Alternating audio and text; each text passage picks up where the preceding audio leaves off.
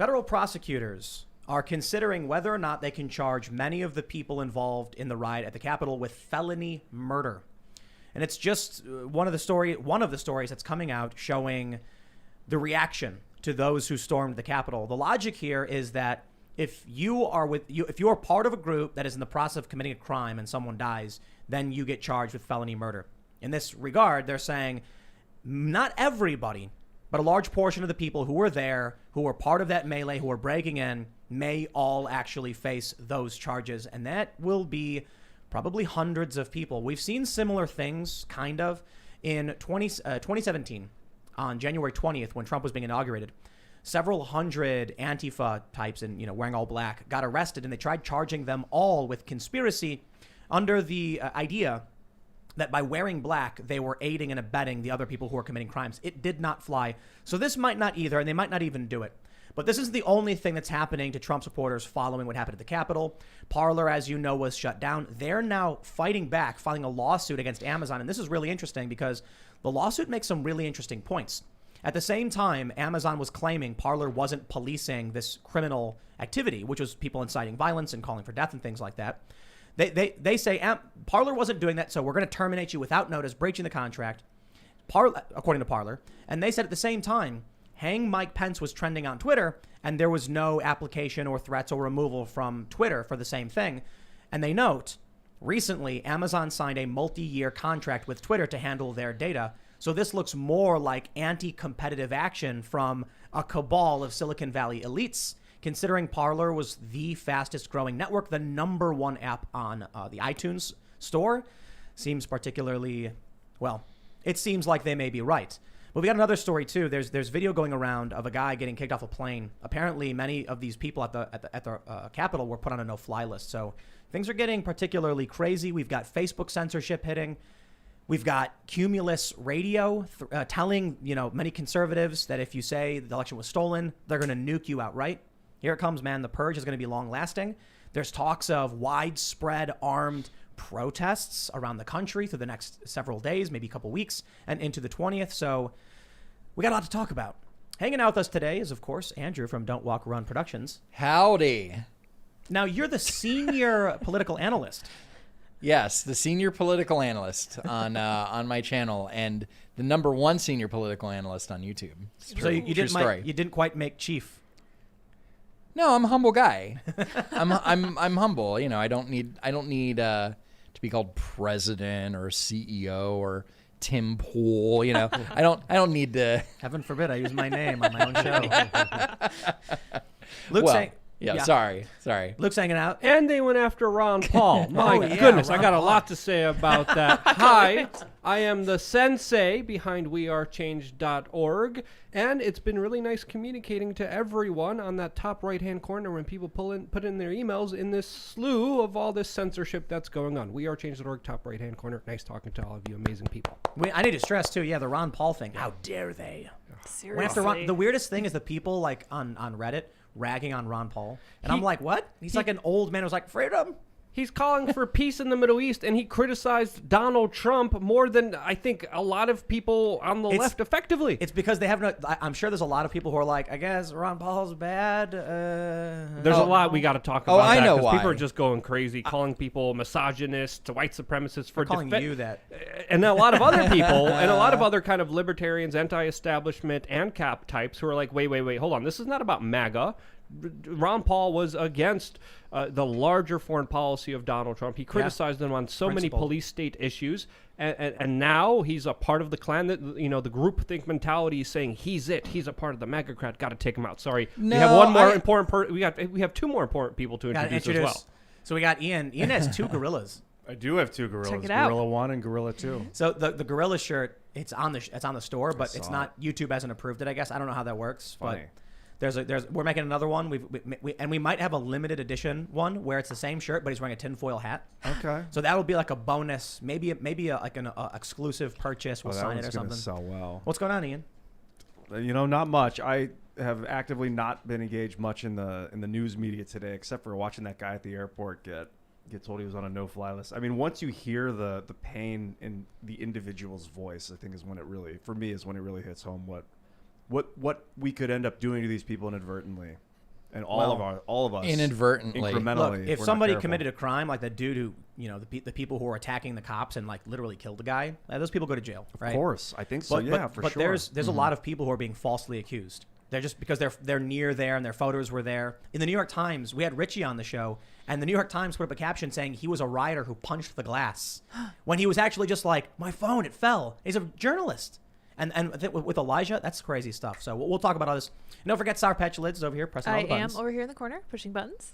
Ladies and gentlemen, we once again have a sponsor, and I'm eternally grateful because in these trying times when people are getting nuked and banned and we have no idea what's going to happen, it's more important than ever that we have people who are willing to support the show. So I'm eternally grateful.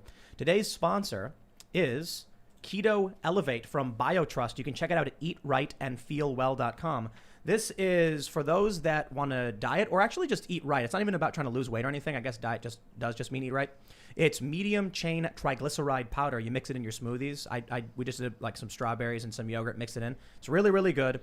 And the thing about medium chain triglycerides, I was reading this is crazy stuff. I don't know a whole lot about all the science, but it actually, if you're doing the keto diet, converts to ketones better than long chain triglycerides. So they say this is better than coconut oil. You get this special blend from eatrightandfeelwell.com. So check it out. If you order now, it's 51% off. There's a lot of cool things that come with it. If you're interested in getting supplements, something that's going to help you out. They got a 60-day money-back guarantee. So if you have any issues, you can hit it back up. They say Keto Elevate provides your body only C8, the most ketogenic medium chain triglyceride in its purest form. That means it provides very fast and effective support. It's going to make you feel like you got more energy, healthy appetite management, better athletic performance. Now here's the cool part. It's free shipping. And if you order today, they're going to donate to a hungry child in your honor through their partnership with NoKidHungry.org. To date, they have provided over 4.4 million meals to hungry kids. So please help BioTrust hit that goal of 5 million meals. 5 million meals this year. Again, eatrightandfeelwell.com. Plus, you get a free VIP live health and fitness coaching from BioTrust's team of expert nutrition and health coaches for life with every order. Wow, really? For life? Man, that's really worth it. Cool. This is cool. We really do have a bunch of this stuff downstairs. I'm not even kidding. And so, I skated today. We make smoothies with them. They also have the collagen stuff. So again, BioTrust, thank you so much for your sponsorship of the show. Considering politics is getting so insane, anybody willing to help support our work and the things we talk about, you guys really do rock. So once again, eatrightandfeelwell.com. Check it out. And again, thanks. Let's jump over to the first story. The story about prosecutors. This is from WTOP News. This is a local DC. Prosecutors weigh heavy hammer, felony murder for rioters in Capitol officer's death. They say as federal prosecutors file charges against rioters who took part in last Wednesday's violent takeover of the U.S. Capitol, investigators continue to gather evidence in the death of Capitol Police Officer Brian Sicknick, who died from injuries sustained during the attack. While most murder investigations focus on the person or persons who caused the fatal injury, former federal prosecutor Tim Heaphy said prosecutors could charge many rioters with felony murder, even if they were nowhere near Sicknick. Heaphy led the months-long investigation into law enforcement performance before, during, and after the deadly 2017 rally in Charlottesville. Heaphy was in the U.S. Attorney for Western District of Virginia from December 2009 through January 2015, appointed by Obama. Under the doctrine of felony murder, which applies in the District of Columbia, any murder that occurs during the commission of one of several underlying felonies is chargeable as felony murder, saying, quote, the classic example is if 3 guys go to rob a convenience store and 1 guy is the getaway driver. If in the commission of the robbery, the clerk was shot and killed, all 3 of the participants in the robbery of the store are potentially guilty of felony murder. On January 6th, as most of you know, there was a raucous event at the Capitol. Some call it an insurrection, some call it a riot, some call it storming. They say in the federal murder code, 11 underlying felonies, which can be part of a felony murder charge, are listed. One which could be applicable to the January 6th takeover is burglary. Quote, you could look at the storming of the doors of the Capitol by that riotous mob as burglary. If they went in with the intent to steal, disrupt proceedings, to commit other offenses, they committed burglary. And therefore, a murder that occurred during the course of a burglary could be potentially charged as felony murder. The mere act of breaking into the Capitol doesn't constitute burglary. Prosecutors would need to prove that they intended to do something criminal once they were inside. Let's say somebody storms the Capitol with the intent to disrupt Congress or steal the sign outside of Speaker Pelosi's door, and there's a murder that occurs in the midst of that. He could be charged with felony murder. As with any crime, federal or state, prosecutors have to weigh whether charges can be sustained in court. They say in this case, with crimes committed on federal property and in the death of a federal employee, the U.S. Attorney for the District of Columbia, which prosecutes cases in both federal and local courts, would have the felony murder count at its disposal. So I'll say this. It wasn't just the officer who died. It was Ashley Babbitt. I think if they go this route, and they could, I'm not entirely sure they will. They could actually charge these people, maybe even every single person who went in the building, with the death of Ashley Babbitt because a death occurred in the commission of a crime. There's a lot of things that are crazy about this. There have been photos popping up of random people who are like, well, I mean, most people, I guess, were kind of random in a sense. But some people who weren't even in the building, people are doxing them and saying they were there. That's enough. That's all that matters. Some people who weren't in the building at all. And in the case of the New York Times, we just mentioned this.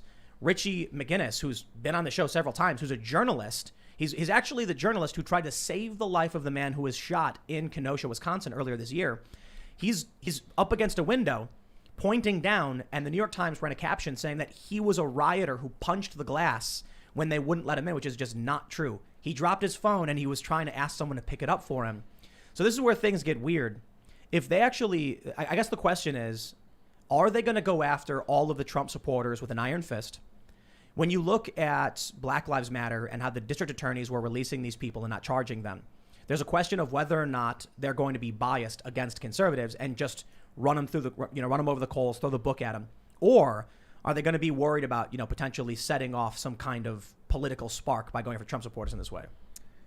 I think a couple of things. One, this whole felony murder thing is an overreach in the worst way, because when you talk about 3 or 4 people robbing a convenience store, it's all coordinated. It's all planned. They are in cahoots with each other. All the people that stormed the Capitol, they didn't know each other. Were they all on Parler and saying, "Hey, we're going to do this particular thing"? They didn't even know it. These people didn't even know each other. So you can't say that, or the person that shot David Dorn. Do you go, well, everybody who was committed, who was part of the riot, is complicit? You can't say that. That's the question of bias. All right. Well, here's they wouldn't do that for the riots with Black Lives Matter. Would they do it here? Well, that's different. It's a different story too, because you're talking about district attorneys on a local level, on a state level. Now, since this happened on federal property, you're talking about the DOJ and the incoming DOJ. So you're probably not going to see. It's all this talk about charges, but you're not going to see anything really come about until after Biden is inaugurated. Yeah, exactly. Yeah. Unless Trump comes out and just sweeping pardons everybody. I actually made a joke on my Twitter about that. You think it's going to happen? No, it won't. But well, yeah, because Trump doesn't have any. But it could be. But that would be kind of a bold move, wouldn't you say? Well, another thing to really kind of understand here, I remember seeing someone post and saying, well, it's good to see that the FBI could be effective when they want to be. And we have to admit, the FBI has been pulling out all the stops. There's videos of them of showing up at people's homes, stopping people at airports. They're putting up signs on bus stops. So they're doing everything in their power and utilizing all of their power in an extensive way, which seems like they're activated in a way that they weren't before. And if we're going to look at responsibility, I mean, there's already some investigations going around the Capitol Police. There's some officers suspended. But wasn't there 6 requests that were denied for extra police assistance by the mayor's office? No, not by the mayor's office. Who's this? It was by Capitol Police. By the Capitol Police. Six times they got denied.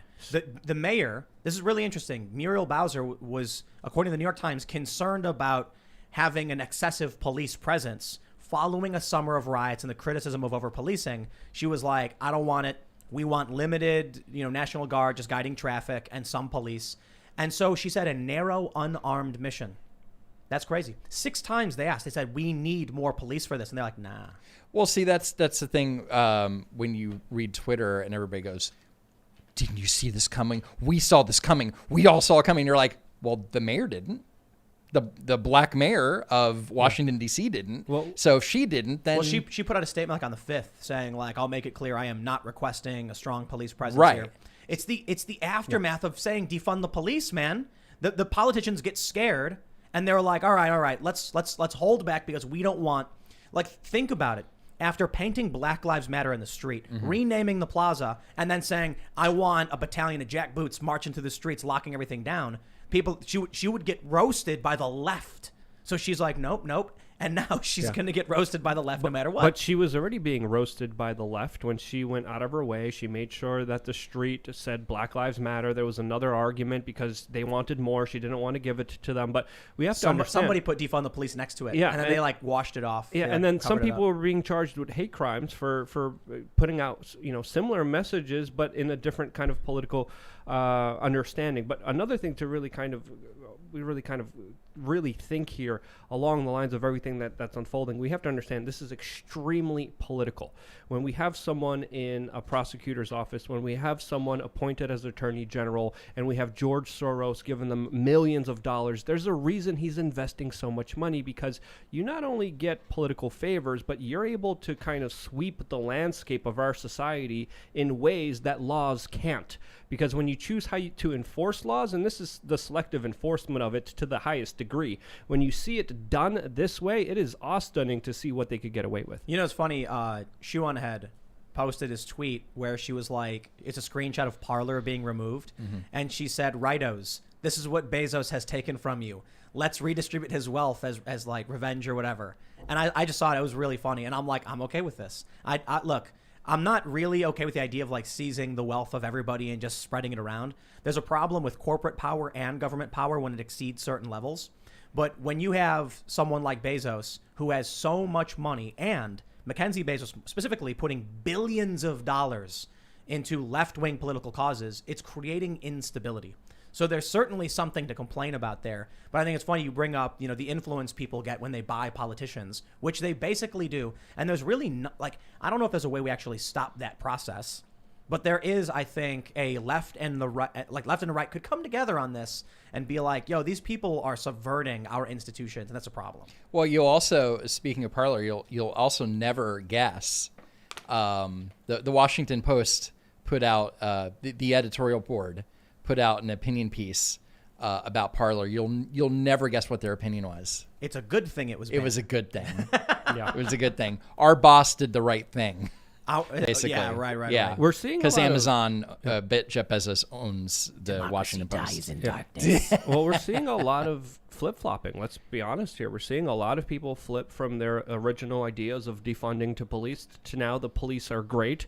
And love it. And there's even some individuals arguing that Ashley Babbitt deserved it. That's the left. Those people are sick. Yes, and when you're making arguments like that after having months of protest against the police, and now you're supporting the police, you really have to start asking yourself what's going on here. And these flip-flops happen not just within the left, they happen within the right in some instances. But right now we are seeing this kind of shifting of basic kind of virtues overnight because of political power, because of wanting your side to win, because of gang affiliation, which is more important than the truth to many people. Let me say something. George Floyd should not have died. Breonna Taylor should not have died. Ashley Babbitt should not have died. It is a tragedy when any person loses their life. I was saying it earlier. I don't care if you committed a crime. I don't want you to die. I understand there are circumstances where someone could be violent and dangerous, and only in the process of trying to preserve life do we end someone else's life. It's self-defense. That's why we allow that as a defense in court or as a reason not to prosecute somebody. But to see Antifa say that a person who was shot, an unarmed person shot by a cop, deserved it. Wow. Talk about the utmost hypocrisy. Now listen, when I saw those conservatives throwing the Blue Lives Matter on the ground and then stomping on it, that to me looked more like anger and kind of a realization as to what they were experiencing. And it was for a lot of the conservatives who are, being basically shut down by these cops, they've never had this happen before because conservatives don't protest for the most part. So to them, it was kind of like this new experience where they were like, dude, are you kidding me? This is ridiculous what they're doing. So they stomped on that flag. That's not hypocrisy. That's a change of opinion. To an extent, I can respect Antifa changing their opinion if their opinion was consistent. They're saying an unarmed woman who was shot by a cop deserved it. Okay. All right. So But the guy with the taser shooting at cops, that's, shouldn't have happened. They're saying that the fascist U.S. government killing an unarmed woman is justified. Yep. Antifa defending what they claim to be fascists. I love it. We're going into a very scary time where policies no longer matter and only power matters. And when you go towards this particular instant of where we're at right now, we're going to see people leveraging that power and trying to use that power to try to hurt their political opposition. And I think that's where we are right now, with people trying to take advantage and escalating threats and fear-mongering about them to really rattle their base to support this kind of emergency takeover of civil liberties, because that's historically what always happens. Regarding Ashley Babbitt, I don't support... I'm not glad she's dead, but she was climbing through a window into a sensitive area of the Capitol building with a few armed guards that were terrified for their lives and probably charged to protect things and people in there. Did you and see the video footage? She had a backpack on, so she could have had a bomb in that, and that's probably what went through their mind when they saw her. I think they had. What are you gonna? You're supposed to defend the Capitol. He couldn't see her. No, it's right. She stuck her head up. There was police officers behind her. I know. There's cops, but listen, I'll say this: I don't think that officer should be criminally charged. It's his job to defend the Capitol. Yeah. He's got politicians inside, and people were breaking the glass and trying to break in, and she pops up and he fired. We can have a discussion about administrative procedure due to the fact that he fired on a person. Maybe he fired too soon. Maybe he should have waited. Maybe it was the right thing. We can have the discussion. Okay. No criminal charges, in my opinion, because you break your way into the Capitol. She may have been part of the group that they opened the door for. We have no idea. Maybe she was part of the group that shoved their way in. But you have an unarmed person and a bunch of bewildered and doting people who, many of whom didn't know what was going on, like that old grandma lady waving the little flag. Come on, she clearly had no idea what was happening. And so for this woman to get shot, it's tragic. I wish it didn't happen. I don't blame the cop. We saw criminal charges for less for officers before, which is also important to bring up. And I mean, there should be an entire investigation into what happened, and there should be a jury deciding what should happen from here. But I don't think you're right, Ian. That's just my opinion. I mean, remember again, this is so different because it's on a federal level. Yeah. These people are not elected. These, the attorney general is not elected. Unlike, say, Keith Ellison in Minnesota, he was elected. The woman from St. Louis with the McCluskeys, right? Yeah. Elected, and again George Soros stuff. So that's it's an entirely different scenario, and it's in a way it's scarier on the state level, because at least on the federal level there should be less bias, but it depends on who you pick. It's why this private police conversation is freaking me out. We have a lot of people in here that are like ANCAP to the extreme, where it's like no public service. We want private police only. Like a private policeman can shoot you dead. It depends. I mean, if you make the argument for Detroit implemented private police and they had positive results because of that, you really get into a big argument here that is kind of taken away from the kind of conversation, because there's still just so many other things that we could delve into. But I understand both sides of the argument here. We do have some breaking news, though. Trump has declared a state of emergency in D.C. ahead of Biden's inauguration. It's quite a simple story. It's really just Donald Trump approved it. They said they want to declare a state of emergency in D.C. There's threats against the inauguration. Trump says yes. So it'll be interesting to see what happens in the next 9 days or so. But they're saying armed protests at capitals, armed protests in D.C., who knows what. Is this Trump's first statement since that incident? No. He released that Twitter statement. But other than that, I mean, people are waiting, and I've been there's been some weird stuff going on. I hear people like there's too many conspiracy theories. I hear Trump's going to give a presentation and then he cancels it, and then the State Department thing pops up. Do you guys see this? No. Yeah. With the State Department claimed that Trump's term had ended today or whatever, or was going to end today, and Mike Pence's as well. Yeah.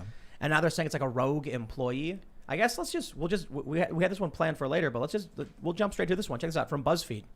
A disgruntled employee changed the State Department's website to say that Trump's term ends today, sources say. Secretary of State Mike Pompeo is launching an investigation after biographical pages for the president and vice president were changed Monday. I don't buy the story.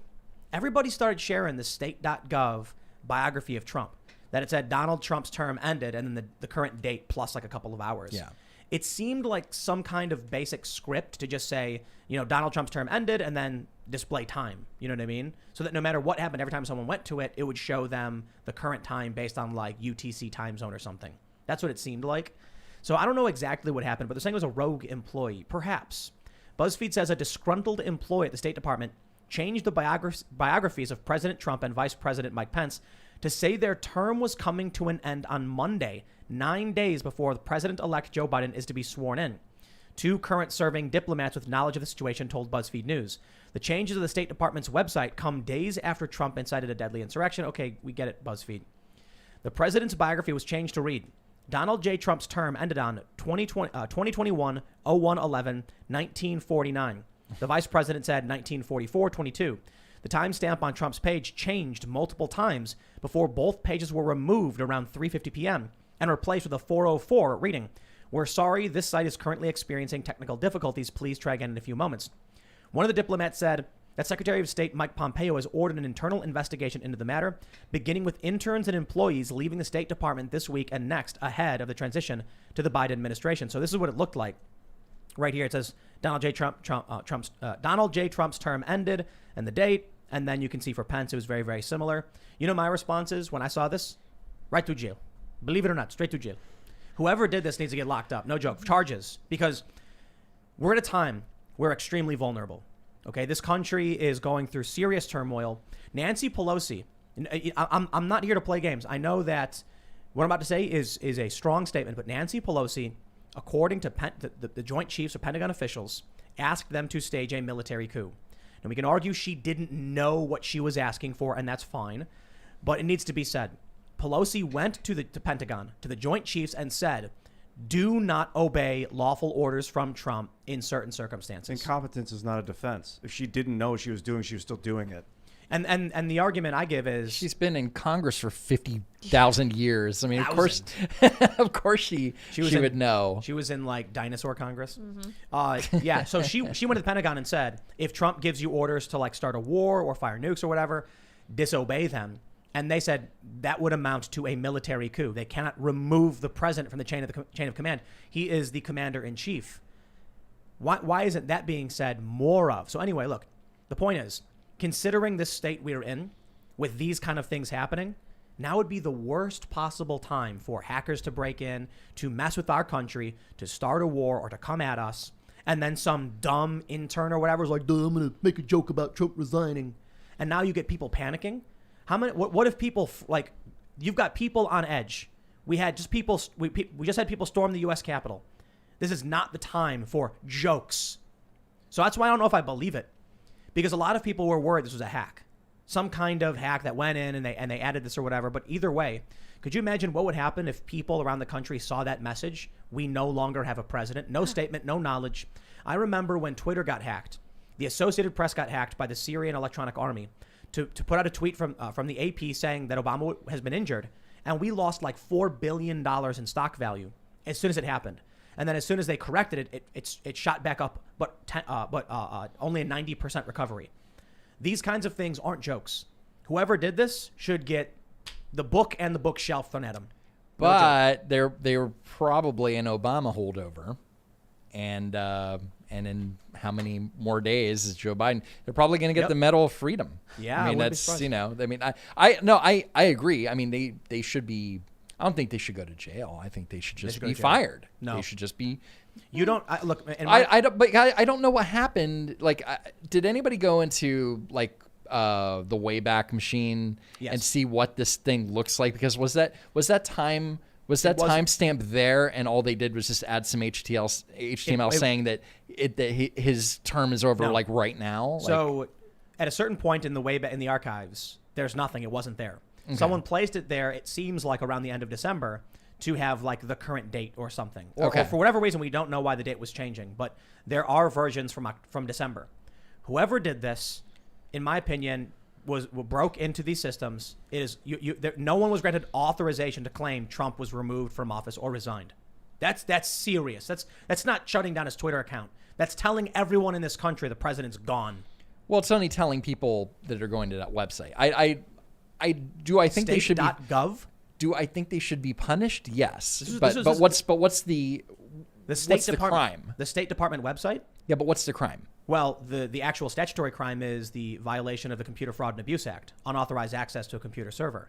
for which I think the minimum is like 25 years. Considering it was the State Department, that's serious. I'm not okay with these people playing games right now, man. We have 5 people die. Right. Okay, we've got people freaking out in this country.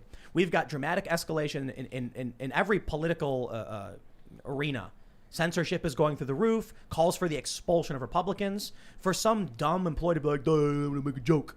But here's Nah, but my point is, does anybody believe it? No. Believe that it was a rogue employee. No. Does anybody believe that?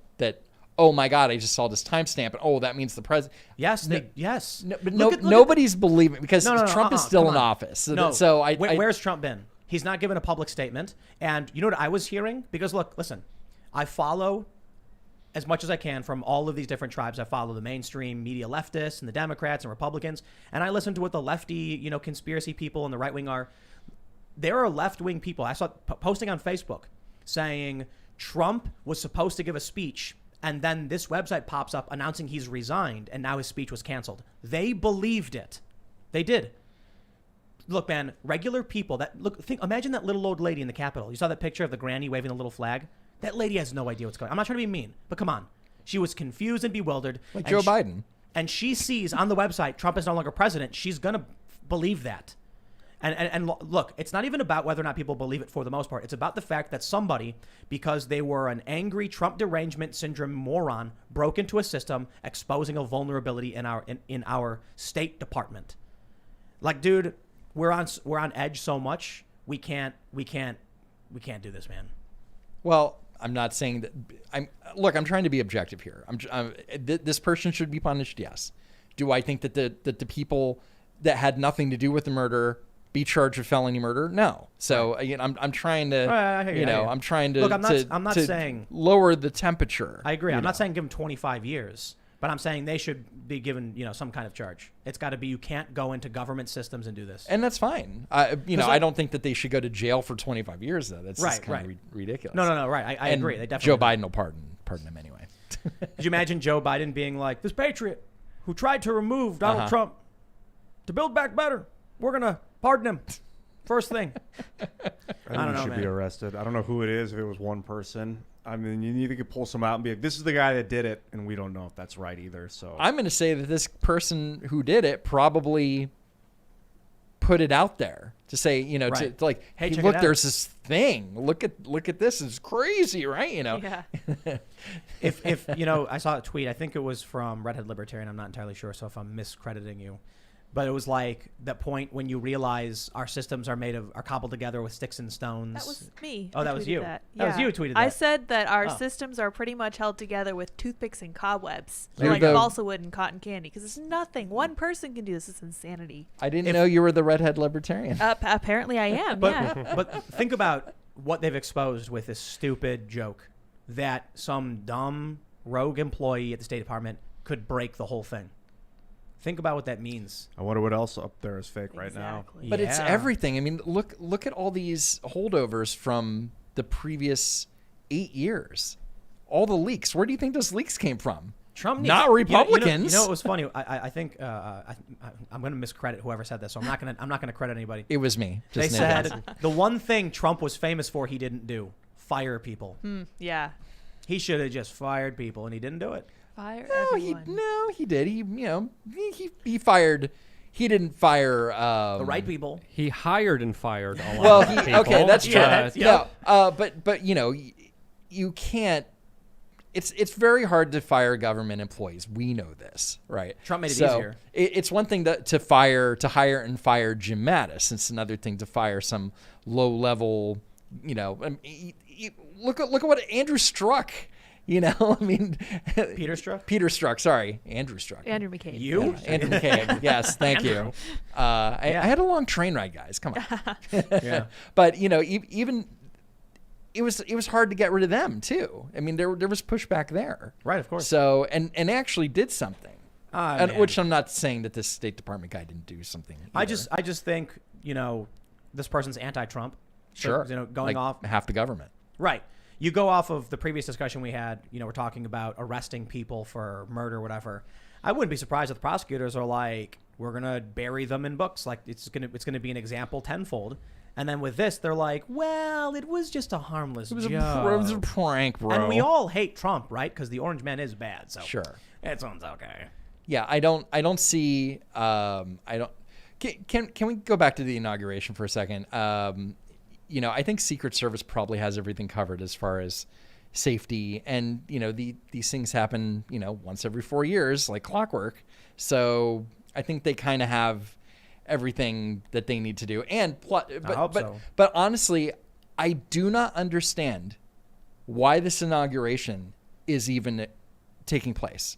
I mean, fine, yes, the ceremony of him being sworn in, that has to happen, but having 1,600 people in stands in front of the Capitol, isn't that a super spreader event? I thought that Joe Biden didn't like that stuff. Plexiglass between all of them, and they're going to stand 6 give me a feet away break. from them. Well, aren't look, they? So what I heard is that He's going to put his hand on the sanitizer instead of the Bible. Well, no. This is serious. That in order to do it, what's going to happen is once you arrive for the inauguration, if you're one of the attendees, you wait in line. They have you 6 feet apart, and then they have these 8 foot by 3 by 3 by 8 cubes, or not cubes, but big chambers. They lock you in made of plexiglass, and they padlock it, and they put you on a forklift and just carry you in and put you down. You can't leave. You're trapped inside, and you're banging, and it's airtight, and there's no sound. But then Joe Biden's safe, so. Great. You get this look. You're like, no, it's like you got. Everyone's gonna die because you had me halfway. No, look, I think it's so hypocritical for him to be holding this thing, and there's also going to be onlookers too. It's a celebration, just like his win when they're on election night. Look, the guy's been wanting to be president since the 80s, so this is his moment, right? Nothing is, not even COVID, is going to stop this dude's moment. And you know what? And but he's not going to remember it. And though. you know what? And you know what we're going to hear in the evening? I guarantee it. Biden's inauguration was bigger than Trump's inauguration crowd. No. I'm sorry. What they're going to do is they're going to say that based on online numbers, they're going to make the streaming for this makes it the biggest inauguration in history, even though when Trump was getting inaugurated, they discounted the live stream views and said that it was smaller than Obama's. Right. And then Trump was like, but look at the live stream, the ratings were huge. Well, the way that look, I've been a big critic of Sean Spicer, and the way he came out and presented it was just the dumbest way possible. Just set the tone for the entire 4 years by coming out. First thing you do is yell at all the reporters. I want to sing a line from Alanis Morissette's "Ironic" about the old man, but I don't want to say it because it has to do with the president. But I think you understand the joke. An old man turned 88. He won the presidency. Oh yeah, that's too bad. But I'll leave it at that. For those that are familiar with the song, I guess I'm really curious how they're going to be doing the inauguration, because again, we see Joe Biden as the kind of plexiglass, social distancing, always wear a mask, 100 days of masks are coming presidency. How are they going to do it with everyone standing together behind him? How are they going to do it with that crowd? I think if they do it, he's a gigantic hypocrite, and he needs to be called called out on it. But they will not be called out on it, and that's what kills me. This double standard. Well, one thing already. They have a crap ton of National Guard. They have a crap ton of troops coming together, mingling together, and again, this is also something that has affected small businesses tremendously on such a severe level. So for them to pull this off, it's really going to be something. And second of all, it's also interesting to see New York Governor Andrew Cuomo tweet today that we need to open up businesses. So maybe when the Biden administration comes in, maybe there's going to be another kind of flip of policies where COVID's going to be magically over. Like Trump said. Well, we've always been saying that, and it's been a joke. Happen. But then Joe Biden keeps saying it's going to be long, dark winter. What if, what if at the inauguration, like Biden comes out and he's got his arm around like 2 young dudes wearing Hawaiian shirts and sunglasses, and he's kind of slumped over, and he's wearing sunglasses and a hat, and they bring him up, and his arms flopping, and he flops onto the Bible. I think there was a movie about that. Yeah, I think so. Yeah. Well, there was also a great political ad for it too. Did you see the ad? Oh yeah. It was great. Yeah, it was awesome. They're like, this is what we have to try and win, and and he wins. It's great. Yeah, it's good fun. I hope it goes off like normal, man. I whatever it is, if they're hypocrites, I wouldn't be surprised. It should be canceled. Well, they are hypocrites. No, This it is should another thing. legit be. It should be the first Zoom inauguration, and that's it. And instead, they're going to have 16. The stand holds 1,600 people. They're all going to be wearing masks outside, and you're like, well, why could you do it there, but you couldn't do it in other things? Like, why were they considered super spreaders and this isn't? Well, right? well, And then yeah. with the crowd, and with because. You think the people are going to go, yeah, I'm just going to stay home. Like, no, people are going to come out. And I think partially because they want to say, we need to make this bigger than Trump. Yeah, they're gonna take out the their champagne agenda. bottles. They're gonna be swinging it, passing it around to the Sharing next it, person, yeah. and they are hypocrites. So I think you might be right because again, we have to understand here, especially on the topic of small business, the same people who are arguing that you need to shut down small business to defeat COVID are the ones who are screaming right now that businesses could do whatever they want. They could censor whoever they want because they're big private corporate entities that should be left alone. Magically, again, a major shift in policy that no one's calling out or addressing. Well, so considering these double standards, I want to talk about this video that's going viral. We have the story from the Daily Mail. Quote, "They called me an effing terrorist. Moment, burly pro-Trump protester sobs at D.C. airport after finding out he's been put on a no-fly list." I want to play this video first. I'm not entirely sure that's true. There's on a no-fly list, but let's play so you can hear. One of you, but this is what they do to us. They kick me off the plane. They call me a terrorist, and they want to ruin my life. Sir, please calm down. I was just talking to Delta earlier. So this is just a video. All right, there's a guy walking away. You heard what he said. Basically that quote, "They're calling me an effing terrorist." I heard that it might actually be that he wouldn't wear a mask, and people are assuming it has something to do with what happened at the Capitol, and that he's angry. They're calling me a terrorist because he's not wearing a mask. Right. Maybe.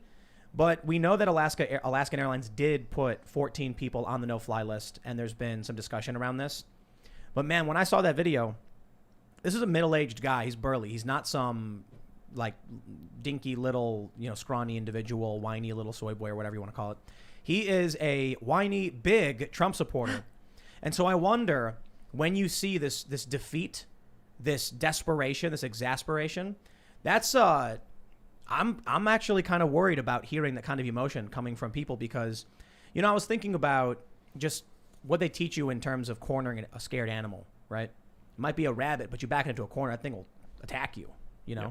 So you get a bunch of Trump supporters, you put them on no-fly lists, you beat them down, they've been defeated, and now what happens? They go after them with the full weight, full force of the government, threatening, maybe there'll be felony murder charges for anybody who's there next.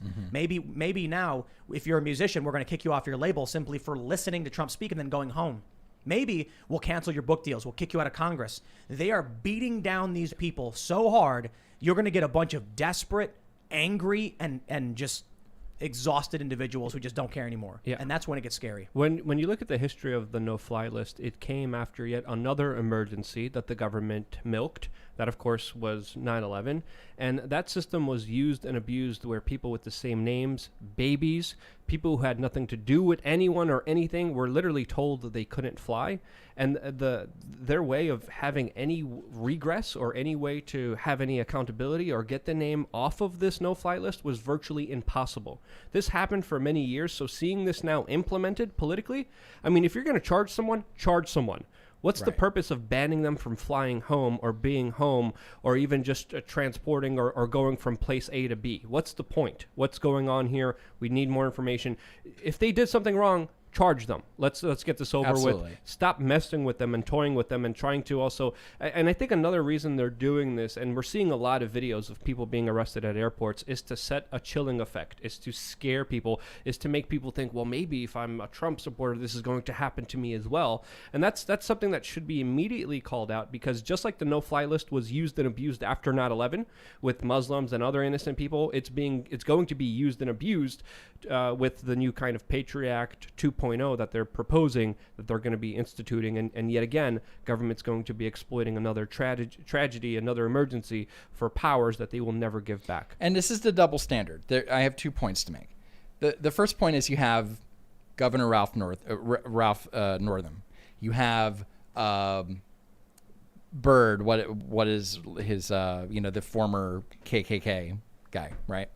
Robert Byrd. Yes, Robert yes, Byrd. yes. Yeah. That Biden was pictured with. Those guys, those people are allowed to redeem themselves. Those people are allowed to change their thinking on all these things, right? They're allowed to be redeemed because they have a D next to their name, all right? But when you have a man who, again, context is everything here. Yeah. We don't know if it had to do with a mask or whatever, right? But if you're just a normal person who likes Trump, has a Trump hat, and then somebody says suddenly, "Oh, you're a bad person. We're going to fire you from your job. We're going to delete your Facebook account. We're going to get you fired. We're going to put you on a no-fly list." Now, let's say that person is a racist, right? And all those things happen. Does them getting fired and getting basically canceled make them less racist or more racist? Do you think they're going to become more racist? They're going to become more angry, right? And the same thing with this poor Trump supporter. I mean, that just hearing that audio and not knowing the whole context, it's heartbreaking. Yeah. That man is in pain. Yeah. And we don't know why. And if it's something stupid, just like Ariel Pink, the record art, the musician who just went to a Trump rally, he likes Trump. There's things there's things you're allowed to like Trump for. Well, not anymore, because if you do, you're labeled all these things. And The then Abraham gone after. Accords, Yeah. completely racist. Yeah. You know what I mean? He did some great things. You know, when you talk about the opportunity zones, those are good things, right? But then you can say, look, it's like Ben Shapiro says: there's good Trump and there's bad Trump. Yep. When Trump does good things, we praise him for it. When he does bad things, we go after him for it. Yep. And I agree 100%. And we should do that to Biden. Yep. But just going after people and just trying to completely ruin their lives just because they like a guy who's absolutely flawed is incredibly scary. Well, think about where we go in the next several years. And this is what I think Republicans are too stupid to realize. Mitch McConnell, talk about dumb. What do you think is going to happen in 2024 when any Republican tries running? Any one of them. No matter who it is, they're going to scream Nazi. And they're going to say it's Trump 2.0, no matter what. They called Bush a Nazi. I remember seeing the protest signs. It is... isn't it true that they've equated like every Republican candidate going back like 40, 50 years? He's been called a Nazi or a fascist or something. Oh like yeah, that. they called George Bush a Nazi. They called Ronald Reagan a Nazi. Right. They called George Bush- Ronald Reagan a Nazi. So spare me your indignation, Democrats, because it's all a game. Well, it's all a game. You look at how bad things are now. Come 2024, the Republican candidate is not going to stand a chance. They're going to be completely obliterated. It'll be Trump, the fake news and hoaxes about Trump, tenfold. It depends. Well, Well, it depends. I mean, we're only looking. I'm sorry. We're only looking at we're looking at it from like one angle, which is Biden's popular now. Biden won, and then whoever runs in 2024, is going to be running against him. Maybe not, because first of all, do you think that Joe Biden is going to be campaigning for a second term? He didn't campaign this time around, Right, So- but he's not gonna have an excuse unless there's like another global pandemic. All right, and if he steps down, anybody could beat Harris. Tim could beat Harris, and Tim's definitely a smarter guy than and better a better skater. For sure. That's Well, everything. I But- more agree with Tim, mainly because when you control the institutions of information, mainstream media, social media, you pretty much control what people can and cannot hear. That's unlimited power that essentially sets them in a position that can't be challenged. But you don't think that people are going to see what's happening right now and totally be motivated? How will they to see what's happening now when the mainstream media is advocating for all forms of competition to be removed? When big tech companies are removing these videos, people who had photos from the Capitol, not even like from DC, not even the Capitol, are having those photos removed. Memes making fun of this year are being removed. Sure. Okay, but as Pelosi tried banning memes. Did you hear this? Yes. That was a But as far over as the line. policy Yes. goes, you're gonna have all these states that are gonna be their citizens are gonna be freaking out about Second Amendment rights because when Kamala was running, first she said she was gonna do an executive order about guns, and it's like Joe Biden's like, no, you can't do that. Then she said, well, I'm going to put I want Congress to bring up legislation in the first 100 days, and if they don't, then I'm going to do this, right? So with Congress in Democratic control, now you can see these things happen. You can see a push for there's a push forward for getting rid of the Electoral College. There's a push for Puerto Rico and Washington, Guam. D.C. to become a state. Yeah. I don't know about Guam, but I mean, they might Some as people well. are saying Guam. Two more senators. Why not? Let's have 6 senators, right? So all these things are going to happen, and people are going to be like, whether or not they can tweet about it or parlay about it. I don't know if that's the term. That is the term. Is it really? They can parlay about it, but people are going to be upset, and you're going to be mobilized. And 2022, remember this: Raphael Warnock, the superhero sounding. Yes, sadly. Right? Do you know when his term is up? 2022. Yeah. Because It's a special he election. doesn't get a full term because he's finishing out Johnny Isaacsen's term. Right. So maybe Georgia will get it together in 2 years, right? And I don't then think so. That, people didn't turn out. It was a turnout problem. As Michael Tracy said, the left liberal monoculture is merging with the state. So when you look at the suppression from big tech, when you look at the suppression from the Democrats calling and advocating for the expulsion of Republicans, like I don't see how we come back to this point when after they've already had control of everything. You know what I mean? Like, part of the reason they lost in Georgia was Stacey Abrams getting this consent decree from the governor. A Democrat filed a suit. They had a consent decree. It changed the rules without the state legislature, and other rules are changed, and it heavily favors Democrats. And again, turnout did affect Republicans. But do you think Republicans are going to get more organized as the tools for organization are stripped away? Well, we didn't have. I think that maybe people are going to be turning to, alternate ways to mobilize and communicate. Pigeons? By email. Just people They banned Trump's email list.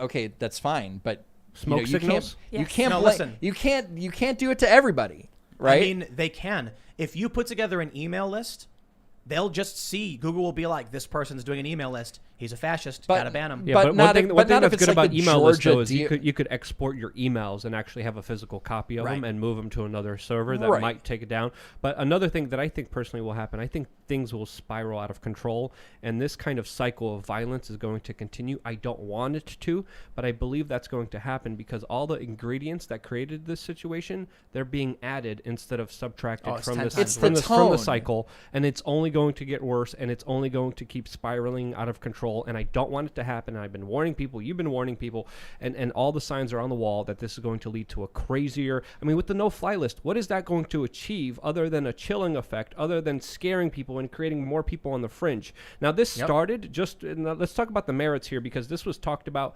by a flight attendant unit, but now it's being taken up by House Democrats that are talking with Homeland Security in special committee meetings, and according to some people, this has already been instituted. We're seeing a lot of people being arrested. We're seeing a lot of people crying. We're going to see a lot of people who were milling around, didn't do anything bad, caught up in it, punished, and then essentially even radicalized even more. I don't want that to happen. There are some bad actors. They do deserve to be dealt with. But when you're dealing with average people, when you're setting up a chilling effect, when you're censoring people and stopping them from having speech, you're not showing you have the moral high ground. Because when you have the moral high ground, when you have something that you think you're better or good at, you let that speak for itself. You don't need to squash any kind of dissenting voices against that. With that kind of authoritarianism, with that kind of unlimited, unchecked power, we are truly entering a time where they're not going to be checked. Luke? And they're going to use that power for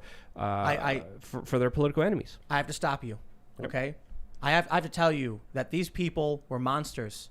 And this next image you're going to see, this person needs to be placed on the no-fly list. Look at this. Look at this shocking image of a little old lady smiling, bewildered. She's holding a little thermos, and she's holding a little American flag. I'm sorry, man. I'm not trying to be mean to her, but she clearly has no idea what's going on. And they're like, it was an insurrection. Yeah. I mean, there was a group of people that were bashing cops, and by all means, charge them. And there were some doting old women who were confused, and the cops opened the doors, and they're like waving little flags as they walk in. Like There were. I mean, I think it depends on where if you were breaking windows and going in that way. Yeah, you're probably going to be met with some kind of force. But if you're like grandma's, like, oh, here, let me hold the door open for you, miss. The cops open the door. Yeah, and it's like and there were people taking selfies. I love on Twitter the indignation, like they were taking selfies. Well, and then, that cop got suspended. The cop who took the selfie. But like, what was it? What was his crime? kind of Like insurrection is that? if there was like one side of the building where it's like that building's supposed to be open, right? I don't know about the Capitol building, the chambers. Well, No, they had okay, layers not- of security that day, Yeah. making sure people couldn't walk right, in. but maybe not the House floor, but there were definitely some mixed. There was definitely some miscommunication because some people were opening doors, others were trying to hold them shut. So there's And well, this is where it gets scary. Are they going to take? So you have a video where the doors are opened and the cops are just standing there. Yeah. And one of the cops says something to the effect of, "Disagree with it, but agree with your right to protest." I don't know if he says you can disagree with it, but I agree with your right to protest, or I disagree with it. I'm not sure exactly what he says. There's been different quotes from different people. But there are a bunch of people just walking, slowly and like little flags, and then the cops are just standing there and they're like nodding and like walking within the ropes. Yep, staying within the ropes as they walk through. And then there were some people that smashed that bookcase with like that famous literature that was on it. Yeah, sure. I'm so sure that there was like women's historical literature on that listen, one bookcase. I don't buy it. I think that got knocked over because they broke the window to get in. Because and then they boarded up the window and it probably knocked it over. But to get into those buildings though, you do need to go through security. Right. You do need to. I went a year and a half ago, and it's not like the toughest security ever, but they wand you and they check your bags and stuff. They clearly were not doing that. I'm sure you saw what AOC said about it. Something like God. we're seconds away from half of Congress being assassinated. Yeah, and then by this lady. Pull it up again. She was coming for AOC. The American flag was actually an assassin's blade. Scared. And her little thermos was actually a spy device for releasing toxic there was a bomb chemicals. in it. True story. bomb. But AOC. There were bombs, man. Let's be real. It was dangerous stuff going on. But who knows where those bombs came from? Let's do it. Right. There's a video of some dude dropping them. Okay. Or like walking up. Well, AOC saying that Trump said to storm the House floor. She said that. She said Trump said to storm the House floor. Yeah. So, or I'm paraphrasing, but she said that Trump said to storm, to go inside and go on the House floor. He never said that. No, he said, "Let's go to the Capitol and cheer for politicians and not cheer for others or something like that." I mean, he wanted them to he wanted the process to play out. He wanted his hearing finally, and the Trump supporters who went and shut that down. I love thanks guys. You had the live streamers like, Trump's going to be happy with us. Oh, he's going to be happy that you disrupted the one time finally on CNN they would air complaints and evidence and wow. It was the one thing that we had, and you ruined it. It was the one thing. That's all we had left. And you guys screwed up. Thank you so much. This is why I said the last time I was here that these protests. I said that protests don't do anything. I was wrong. Protests only have a negative effect to the people that are protesting, right? I actually had people go, "Oh no, the protest is." Yeah, it just set the tone for the next 4 years. Trump terrorists, Trumpism, everything they needed, everything they've been begging for. They've been sitting in their room, lying awake at night, under their covers, their flashlight, wishing just something would happen so they could prove everything they said was true. We've been expecting this for the last 4 years, including Mayor Bowser. Remember that Time magazine? I think it was Time magazine cover of all the angry Trump supporters yelling, and it was like, "What happens if Trump loses?" They gave them everything they've been asking for 4 years. Trump supporters weren't rioting.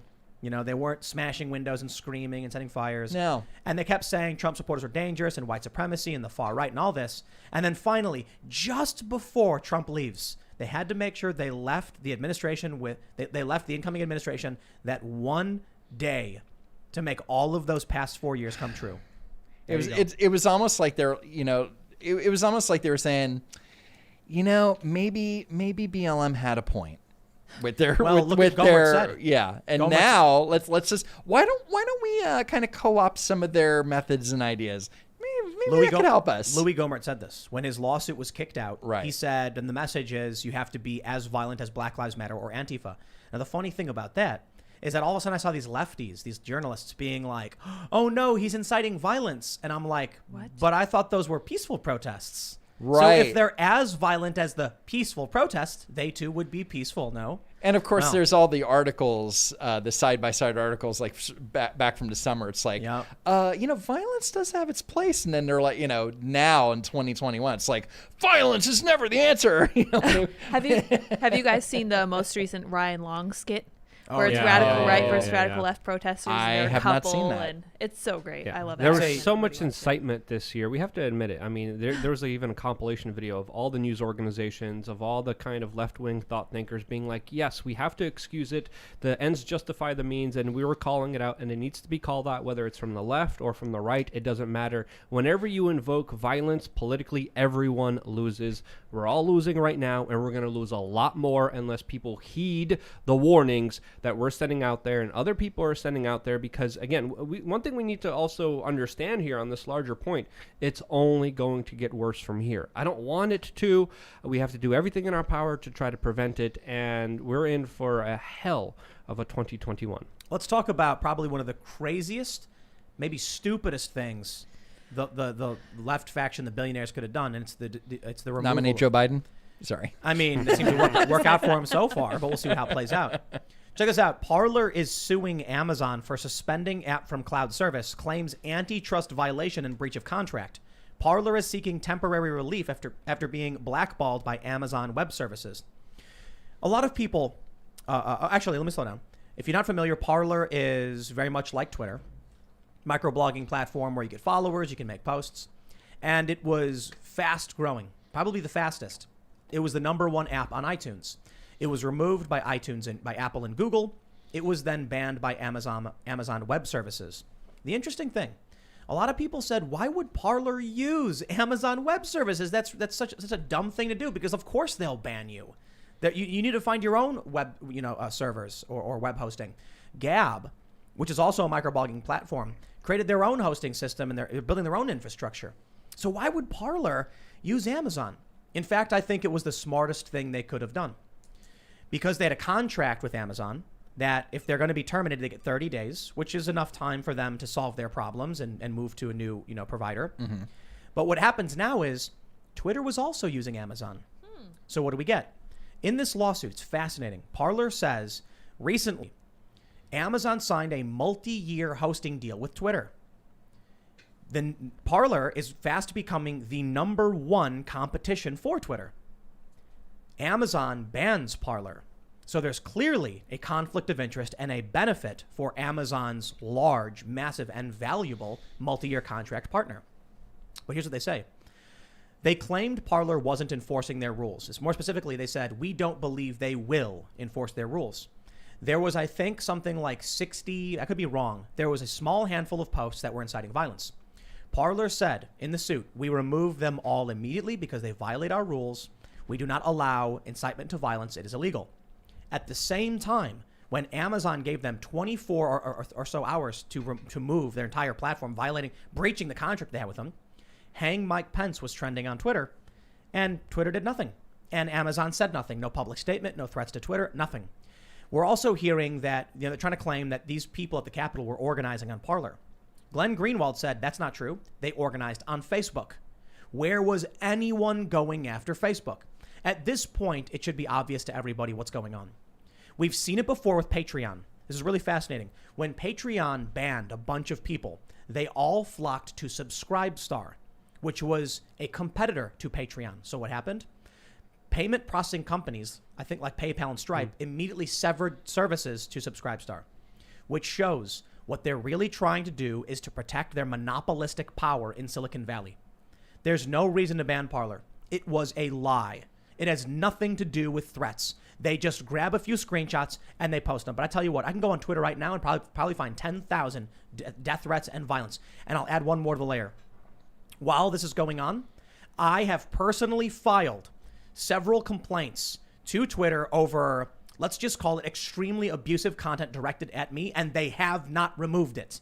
Can I now demand that Amazon ban Twitter because I have been trying to get stuff taken down that directly threatens me? And I'm going to leave out specific details as to what these posts are, but they are some of the, it's bordering. I don't want to say too much. I don't want to reveal too much about what's going on and why I'm having to report people, but it's serious. It's very serious threats. Twitter won't take them down. At least with Parler, there was, to sign up for a Twitter account, you just, have a fake email. With Parler, I think you needed to, have your phone number, and it was KYC. Yeah. It's almost easier to track down somebody. Like, I'm sure that if I'm pretty sure that if the DOJ came up to Parler and said, look, this person is involved in terrorism, that they would go, here's all the information we have, just because. Well, they said they were cooperating with law enforcement. Right. So to completely shut it down and move those bad conversations to, to basically the depths of the internet, at least on Parler, you could see it wide open. Right. So this is, you think the DOJ is going to go after Amazon for antitrust over this? Nope. Hell no. Right. Twitter harbors far leftists who to this day have organized and called directly for violence. No issues. None. Well, Tim, if you don't like what Amazon or Google is doing, you should just build your own CIA-connected monopoly multinational corporation. Why didn't I think of that? Yes. It's that simple.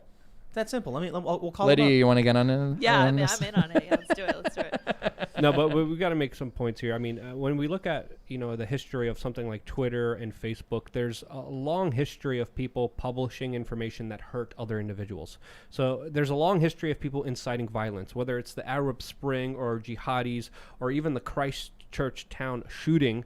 That was live streamed. There was a massacre live streamed by a tech company that allowed the video to go everywhere. So when we're talking about let's hold these companies responsible for what they're doing, that points back right at Facebook, that points back right at Twitter, but it essentially points back that no, we can't set up this kind of precedent where people are responsible because of what people do on communication lines.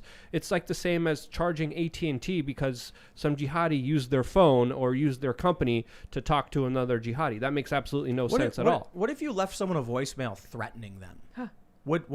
Could you go after the company for not deleting that voicemail? No, but also, remember, maybe in the last 2 years there was a group of current and former Border Patrol agents who had a Facebook group, and they were all, yes, they were all sharing memes and stuff. And I think ProPublica came out and showed like all of three examples, out of tens of thousands of posts where they were attacking AOC, and they were vile, and they were bad, and and that's fine, but you can't then lump everybody in, right? But then you didn't go, well, Facebook was sharing that, so let's penalize Facebook. They went after the group, they went after some of the people in it. I think some people probably got fired, but it's the same thing on Parler. You can't go after an entire platform just because there are a couple, bad apples, right? And they were removing them. It's the same excuse they do with Gab. They're like, but they weren't really enforcing their rules. Did you go on there to make sure? No. Well, they said they were enforcing their rules. But ProPublica said. But we found 3 people. It happens every single time. Build your own. I love it because now we're at the point where it's like every single vendor. Start your own legal firm. Okay. They lost their lawyers because as Michael Tracy said, the left liberal monoculture merging with the state. They have too much power. They control our lines of communication. They're controlling our commerce. You can't buy or trade if they ban you from online payment processing. What do? I guess Bitcoin. And this is where okay, if you know Amazon's history, you'll probably know that Amazon for years didn't make a profit. They didn't make a profit. They also weren't paying a lot in federal taxes either. But that's, totally legal. They were playing the long game. They were building their infrastructure. They were building warehouses all over the place. They were building these cloud services. Anytime Netflix goes offline, it's Amazon's fault. It's not Netflix. It's because they're having issues with their cloud services.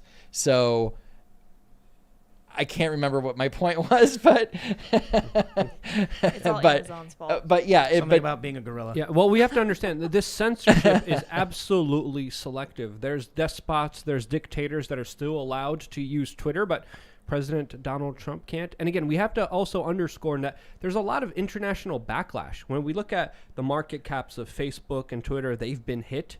But there also have been some leaders, some presidents coming out and speaking out against this, including, I'm really shocked by this, Angela Merkel, the Chancellor of Germany, came out and she spoke out about how problematic it is for tech companies to have so much power that they're able to eliminate a president from even having a voice. So Luke, did you're the wrong. Mexican You're wrong. president You're as well.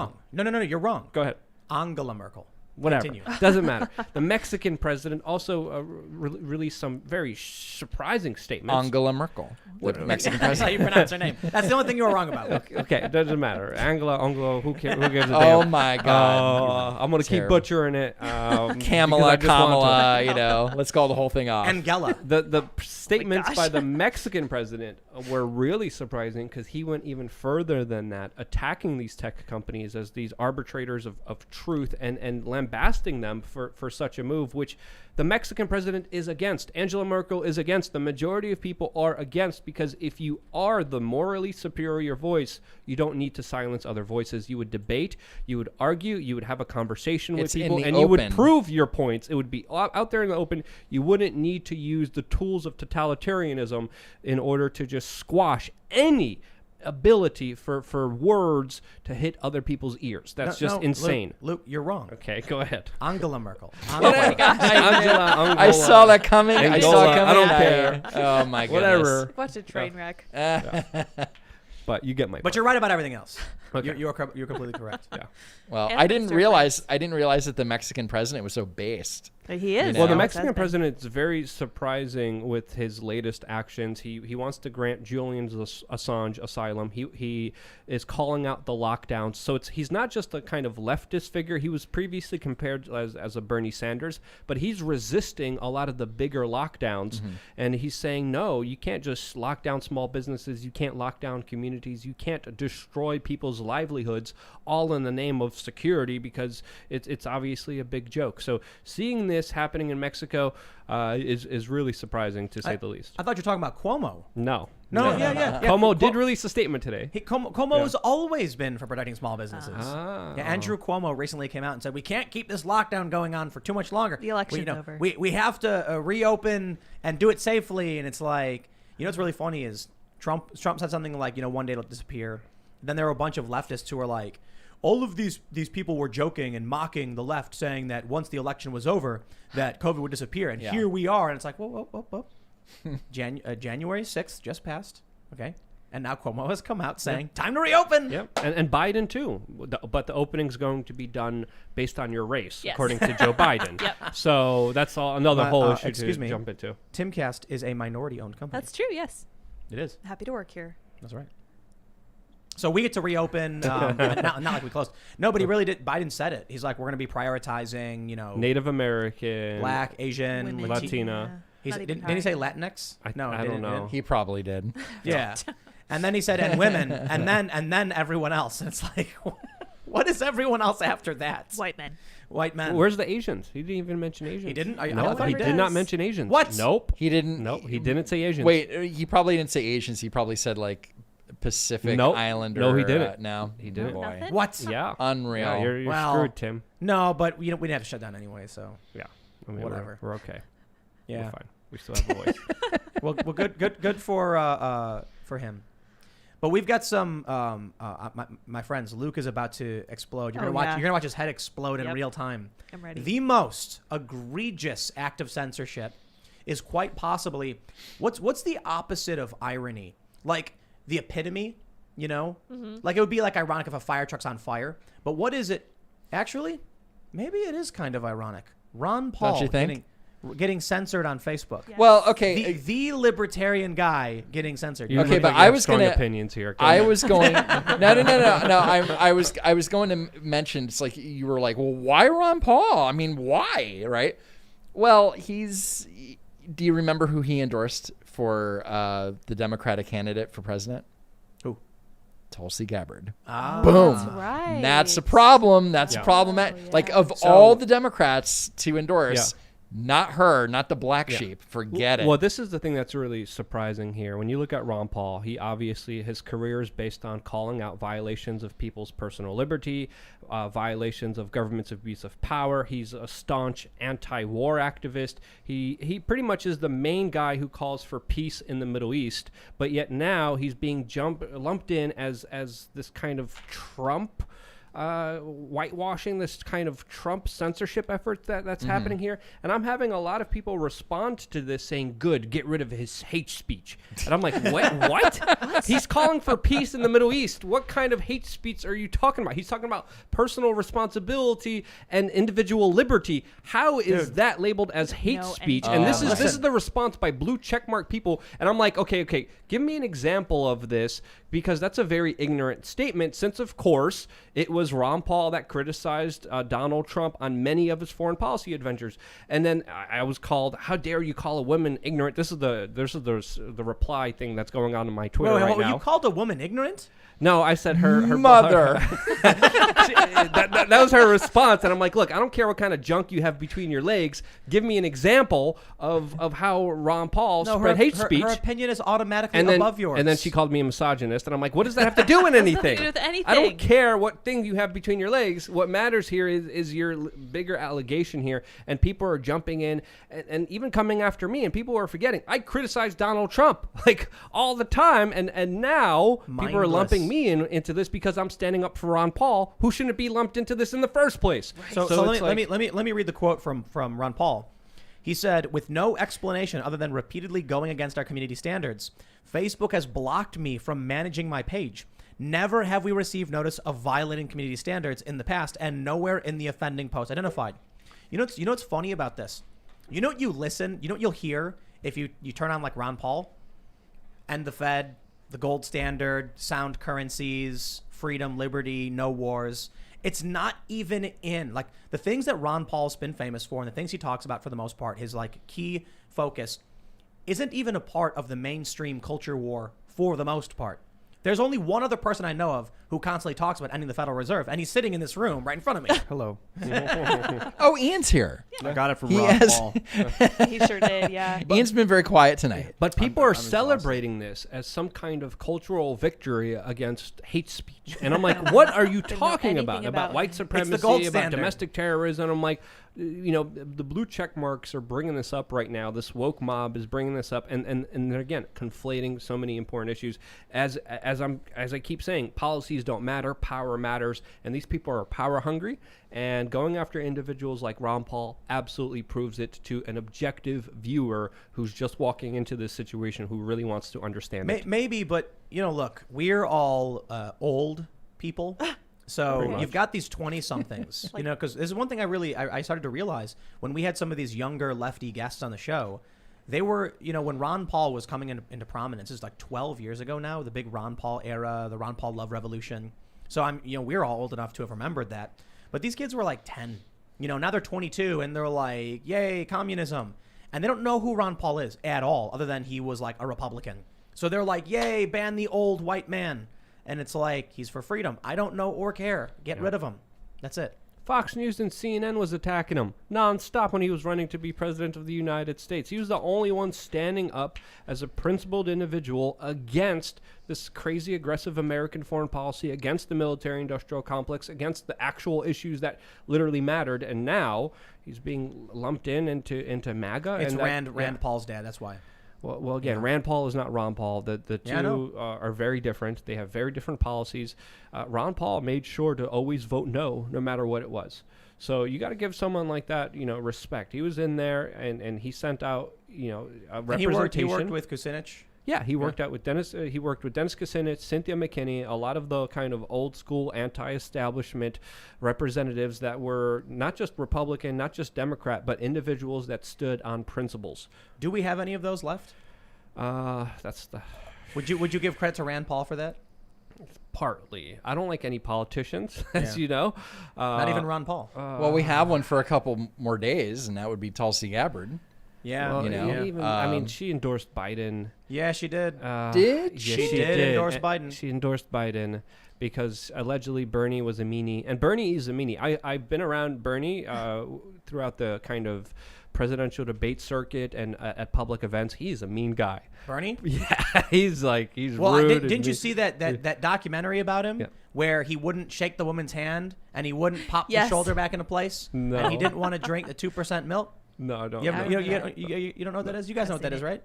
The No. Burn Your Enthusiasm on SNL. Yeah. One of the only funny things, Saturday Night Live, they've got very few really funny things. A lot of their stuff is really dry, but they did that famous, they had, what's the guy's name? Larry David Yeah. playing Bernie Sanders. And he's like, he wouldn't shake the lady's hand because she coughed in her hand. You remember that, right?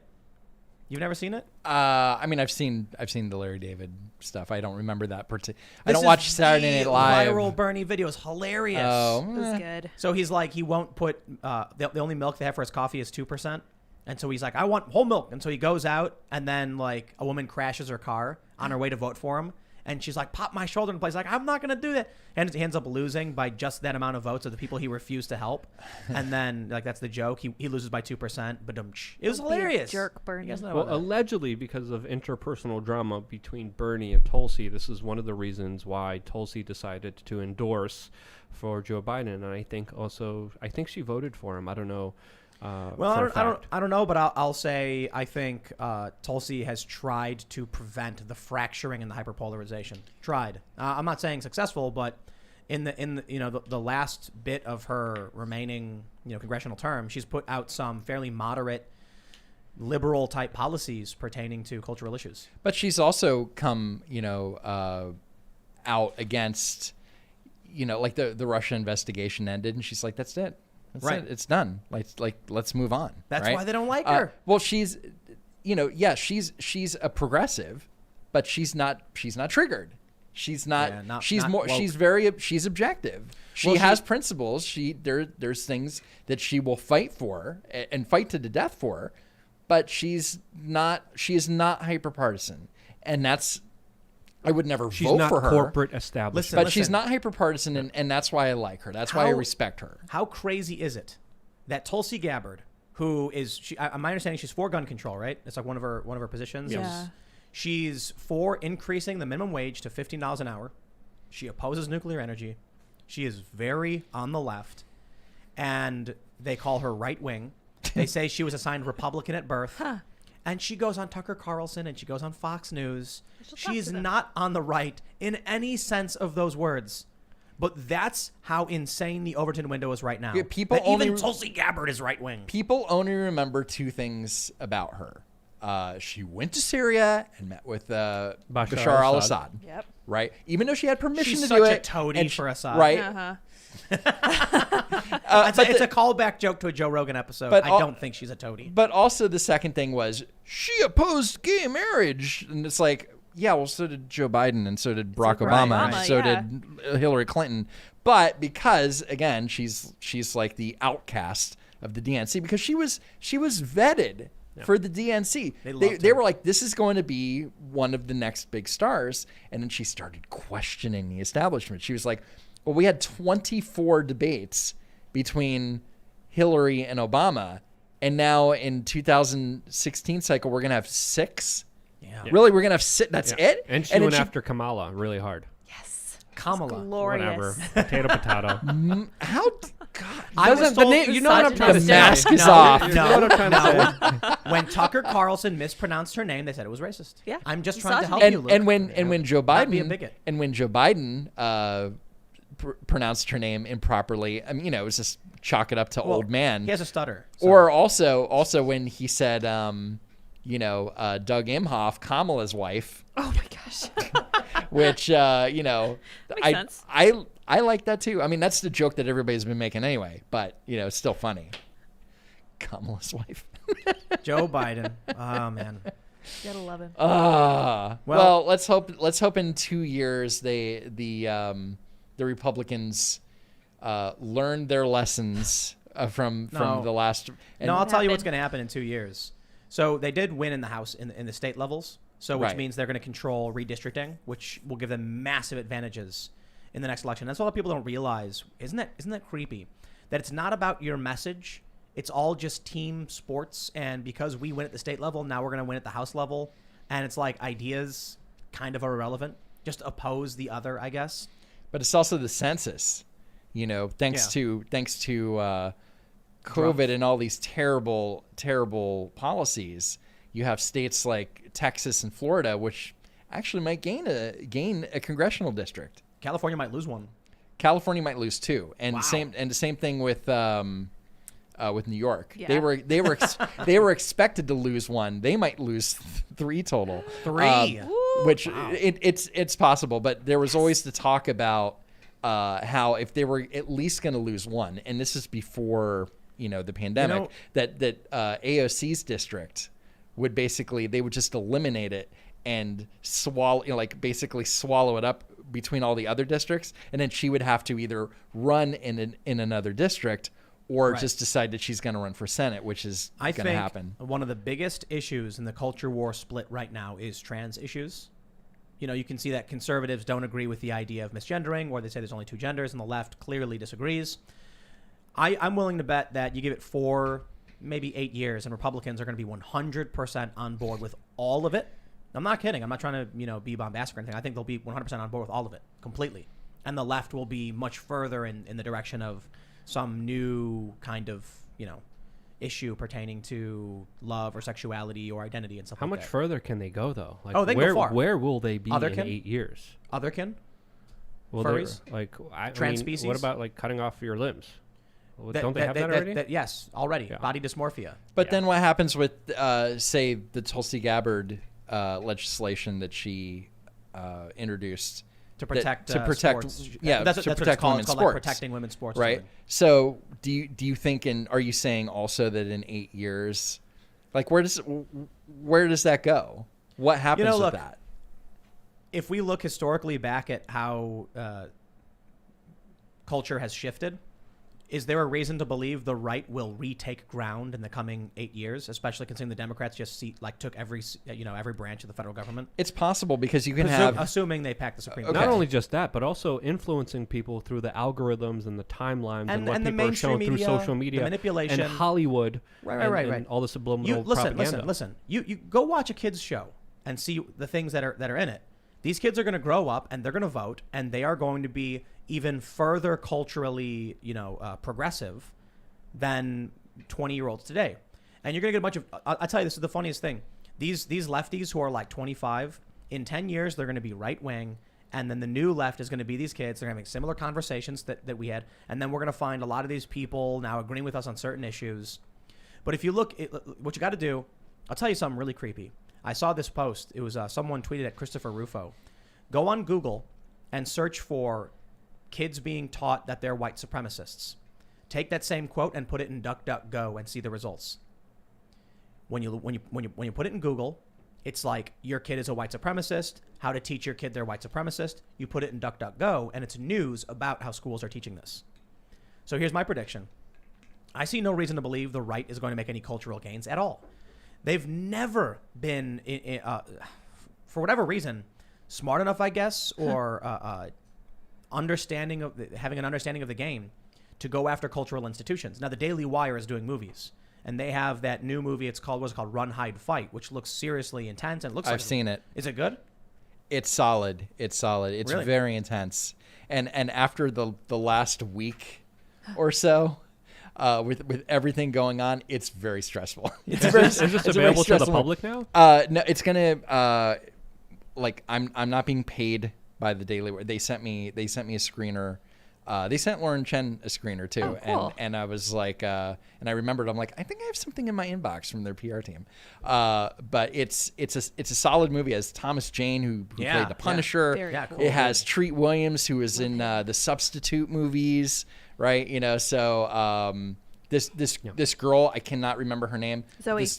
This girl is like her real name. Oh, no, I the don't actress's know her name. name. Yeah, Zoe Hull is her character name, but the actress who plays her is badass. She's a Well, so really Can we get really a, good. Can we get a screener? And didn't the Punisher guy get canceled because of woke culture as well?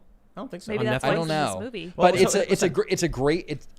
It's not like the greatest movie you're ever going to see. Ben Shapiro is definitely hyping it up, but it is definitely a solid movie. It's worth the watch. And What's your score? 1 out of 100. out of like Like a Rotten Tomato score, you know? like a 79, 80. Pretty good. Yeah, Like a 7 out of 10? It's 8 not, out of it's 10? not the look. There's Well, look, I don't want to get into a movie review. and I'm not going to spoil it or anything. point I'm but trying to make it's is- definitely worth watching. The point I'm trying to make is this may be one of the first times there is a conservative production Yes. for a piece of content that's actually worth watching. Yeah, it was definitely worth the watch. What's that super religious Netflix they have?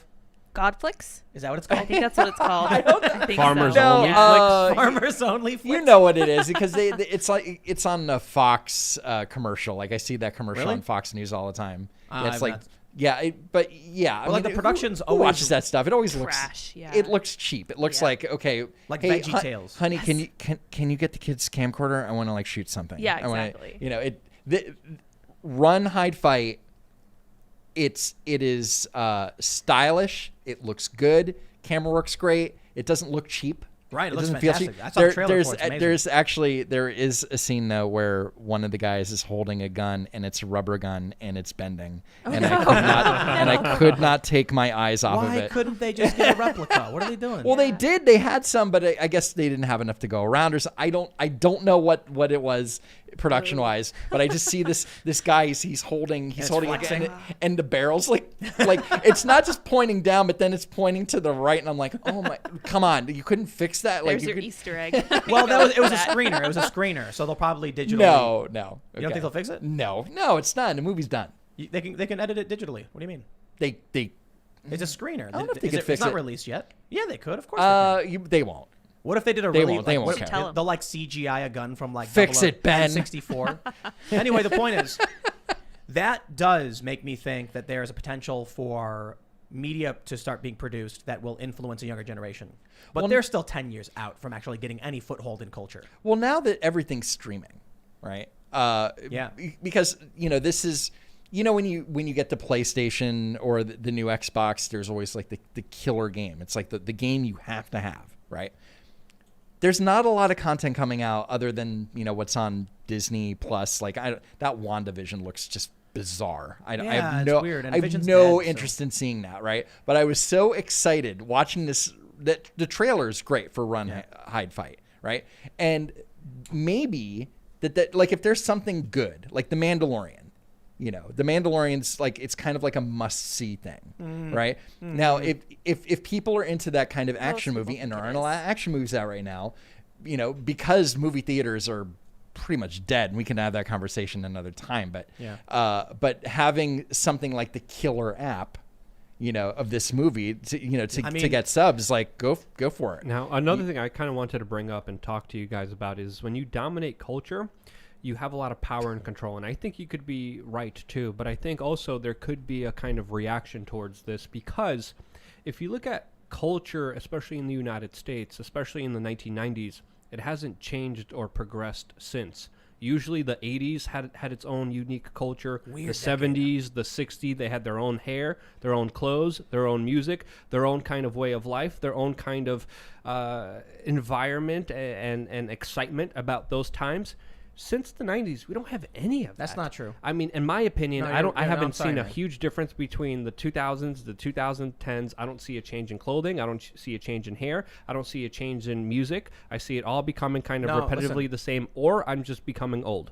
You're probably becoming old. Okay. So you can look at what do they call it? The Audies. That's what Yeah. they refer to as the 2000s, the Audies, and the 2010s. And there's distinct music that was popular in the early 2000s that was prominent on networks and on social platforms, on MySpace and things like this, that aren't really that popular anymore. So each decade does still have its shifting, cultural trends and everything like that. And maybe you just don't see it because it's easy to look back at the 90s and recognize that, baggy button-up shirt and like, I don't know, Stone Temple Pilots and stuff like that The 80s were weird, man. Yeah. Everybody agrees. Yes. 80s were weird. What was it, like leopard print hot Heck pants? yeah. What were they thinking while they roller skated? A lot of Weird drugs, stuff in 80s. a lot of But a crack lot of- by the CIA. But for me, not much has changed. That's just my opinion. Maybe I'm You're just old. seeing it. Stuck. Well, I could be a old. lot of things do, a lot of things are cyclical. Like back in the 80s, camouflage pants were a big deal, and then Back. To me, it's eventually like they they're came back. regurgitating everything, especially with movies. Oh, I mean, fashion definitely is. Well, I do think. Oh, that, by the way, Isabel May. That's the girl who plays. Okay. And it's Pure Flix, not God I Flix. Pure thank Flix. Yeah. Pure Flix. Yeah, you're Look, welcome. Isabel May, you're great, and I hope that you have a great future because. Oh, I don't know though. She did a Daily Wire movie. Oh, yeah. I heard Ben Shapiro's a fascist, so I don't just know. saying. He's a I Nazi. heard he's an alt-right, one of those alt-righters. Yeah. Is that true? Yeah. You're probably right. The ones who, Anti-Semite, right? yeah, the Yeah. anti-Semites. Yeah. That sounds like Ben Shapiro. Yeah, it does. that silly little hat. The It's thing all a he ruse. wears? It is a ruse. Yeah, for sure. It's disguise. Talk about how stupid you have to be to think Ben Shapiro is alt-right. It's the most insane thing ever. He's Jewish. He's the I don't number know one what else you recipient. say to that. But also, he's not edgy, crazy conservative. Nope. And what I like it's about very mainstream. what I like about Ben is that he's he comes from has a law background, right? So that he approaches these things very differently than most pundits. Like Mark Levin, he's all about constitutional law. So you see that way. But calling Ben Shapiro radical, which AOC has, by the way, called him a radical, which is just mind blowing. Like, this is how stupid she is. Ben Shapiro is so much more like traditional conservative, like a kind of person, the kind of opinions we know and expect. And AOC is the radical with opinions you'd be confused by. Yeah. Like, and I just mean like when AOC comes in, a lot of things she advocates for, you're kind of like, about what? Like what? Like Ben Shapiro comes in, you're like, oh, he's a conservative. Heard this before. It's very, very traditional conservative positions on a lot of issues. AOC is like, the Green New Deal was not even about the environment. It was, equity for college Right. and whatever, equity bills. And she doesn't understand any of that. She's a sponge, right? But one of those like really cheap sponges that you get at the supermarket where it only, like the little ones where you get them wet and it's a dinosaur. it's no, not. that's cool. Yeah, maybe. No, she is not. Stegosaurus. She is not a sham wow. Okay, She's not. She's not. She Like, like whoa. she no. hears things like she's like a parrot. She hears Right. people say certain buzzwords, certain things about equity, and then she tries to remember them, and sometimes she jumbles them up. But she and knows how to tweet. She doesn't understand them. You know what she knows how to do really well is to clap in between words. Yeah. You know that thing Well, they do? look, one thing she has. Look, she has a brand, and no matter what happens with her political career, which isn't going nowhere, because if Maxine Waters can hold a political house seat for decades, AOC, she's got that covered. President? We've talked about this. You don't think before. she'll be president? She'll run for president. She will not. She will not win the presidency. I don't know. I think She she's cannot like Trump. win, I think because she's like Trump. Most She- of her support is outside of the district that she It's- supports, I as lo- well as her donations. It's like 99. It's like 98-99% of all of her donations come Outside. from outside of her district, because her district's poor. It's like a bunch of it's a big Spanish But look, immigrant look, community. She's like Trump. She what she's good at is not politics. It's personality, social media. She does not connect with people, like she went on a rant This is a about good- this is a good point. She went on a rant about the Electoral College, saying, "Look at all this land that votes," right? Like she was driving across country. She does not care about any of those people in any of those red states. Not one person. She doesn't have any respect for them. Same thing as Anderson Cooper talking about people going back to the Olive Garden, right? She does not connect with those people. She connects with the woke crowd. So and that's it. I'll tell you why I think you're right. I agree. I'm damn right. Well, think about it this way. Andrew. The reason why I think AOC was able to win is that normally the people who believe the things she does are fringe and they're all over the country. So if you live in a town with, let's say you live in a block and there's 10 people and 4 of them are conservative, 5 of them are Democrats, are like moderate Democrat, and 1 is a radical socialist or democratic socialist. That one person has no political influence whatsoever, no power on that block. Okay, this is why AOC won. Has won 2 elections now. Let me make my point. That one person can't influence the block.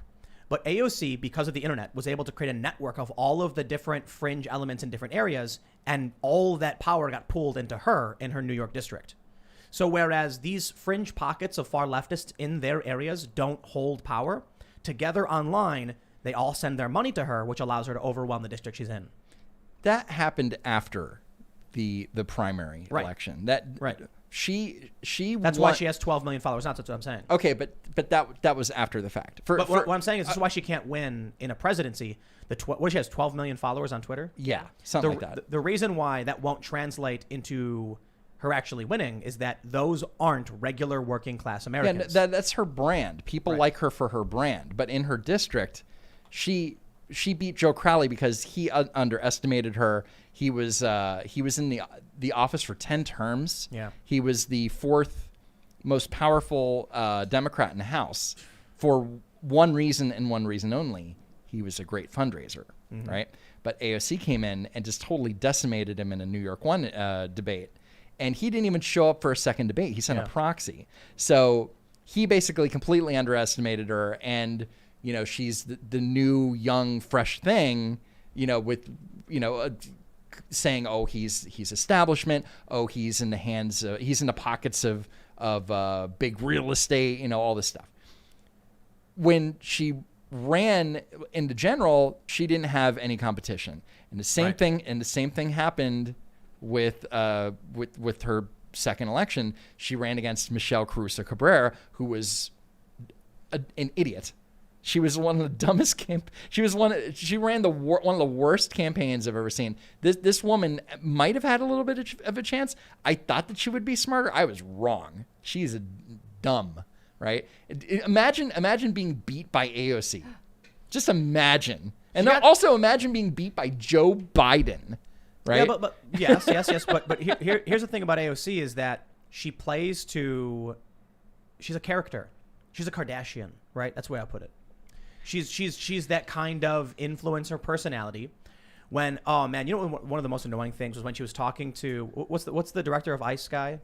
What's Thomas his name? Homan. Yeah. Oh yeah. And she said like legal asylees are not criminals. And then he goes, they violated subsection 2, section 3A of the Uniform Immigration Code. They entered the country illegally. And I was like, it's just like, okay, I reclaim my time. It was really annoying how she said it because it was meant to manipulate emotionally. Yeah. They are not criminals. Like, okay, dude, chill. We're having a hearing and we want to have an honest. I can't stand that manipulative kind of. That's what she does. That's what she does. So many Congress people, so many people in Congress do that, and senators and representatives alike. But she does it. The radical left in this country. They sit down ahead of time and say, what can we say that's going to make the sound bites on Now This News? That's what. At this point, she can just be like, here's the sound bite for Now This News. And they'll just say, oh, it's AOC, you got to run it. But she has like 5 subreddits dedicated to her that are always in the top of Reddit.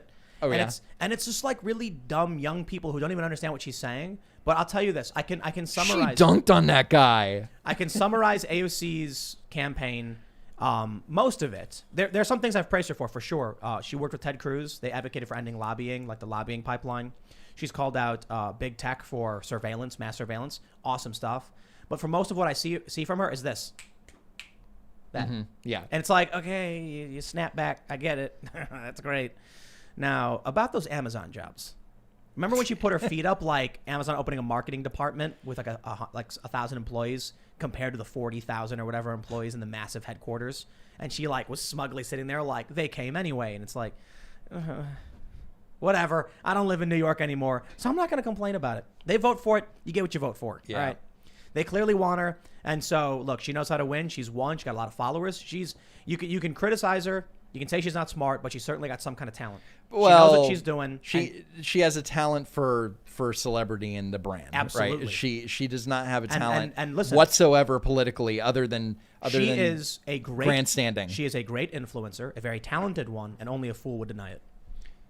Oh no, I agree. 100%. I agree. But unfortunately, actually maybe fortunately, since she doesn't give money to the DCCC, since she does actively try to primary sitting representatives, sitting Democrats, she is going to be shut out from a lot of things, including seeing any of her legislation voted for on the floor. Yeah, but to be honest, we'll see. She'll be in for a long time.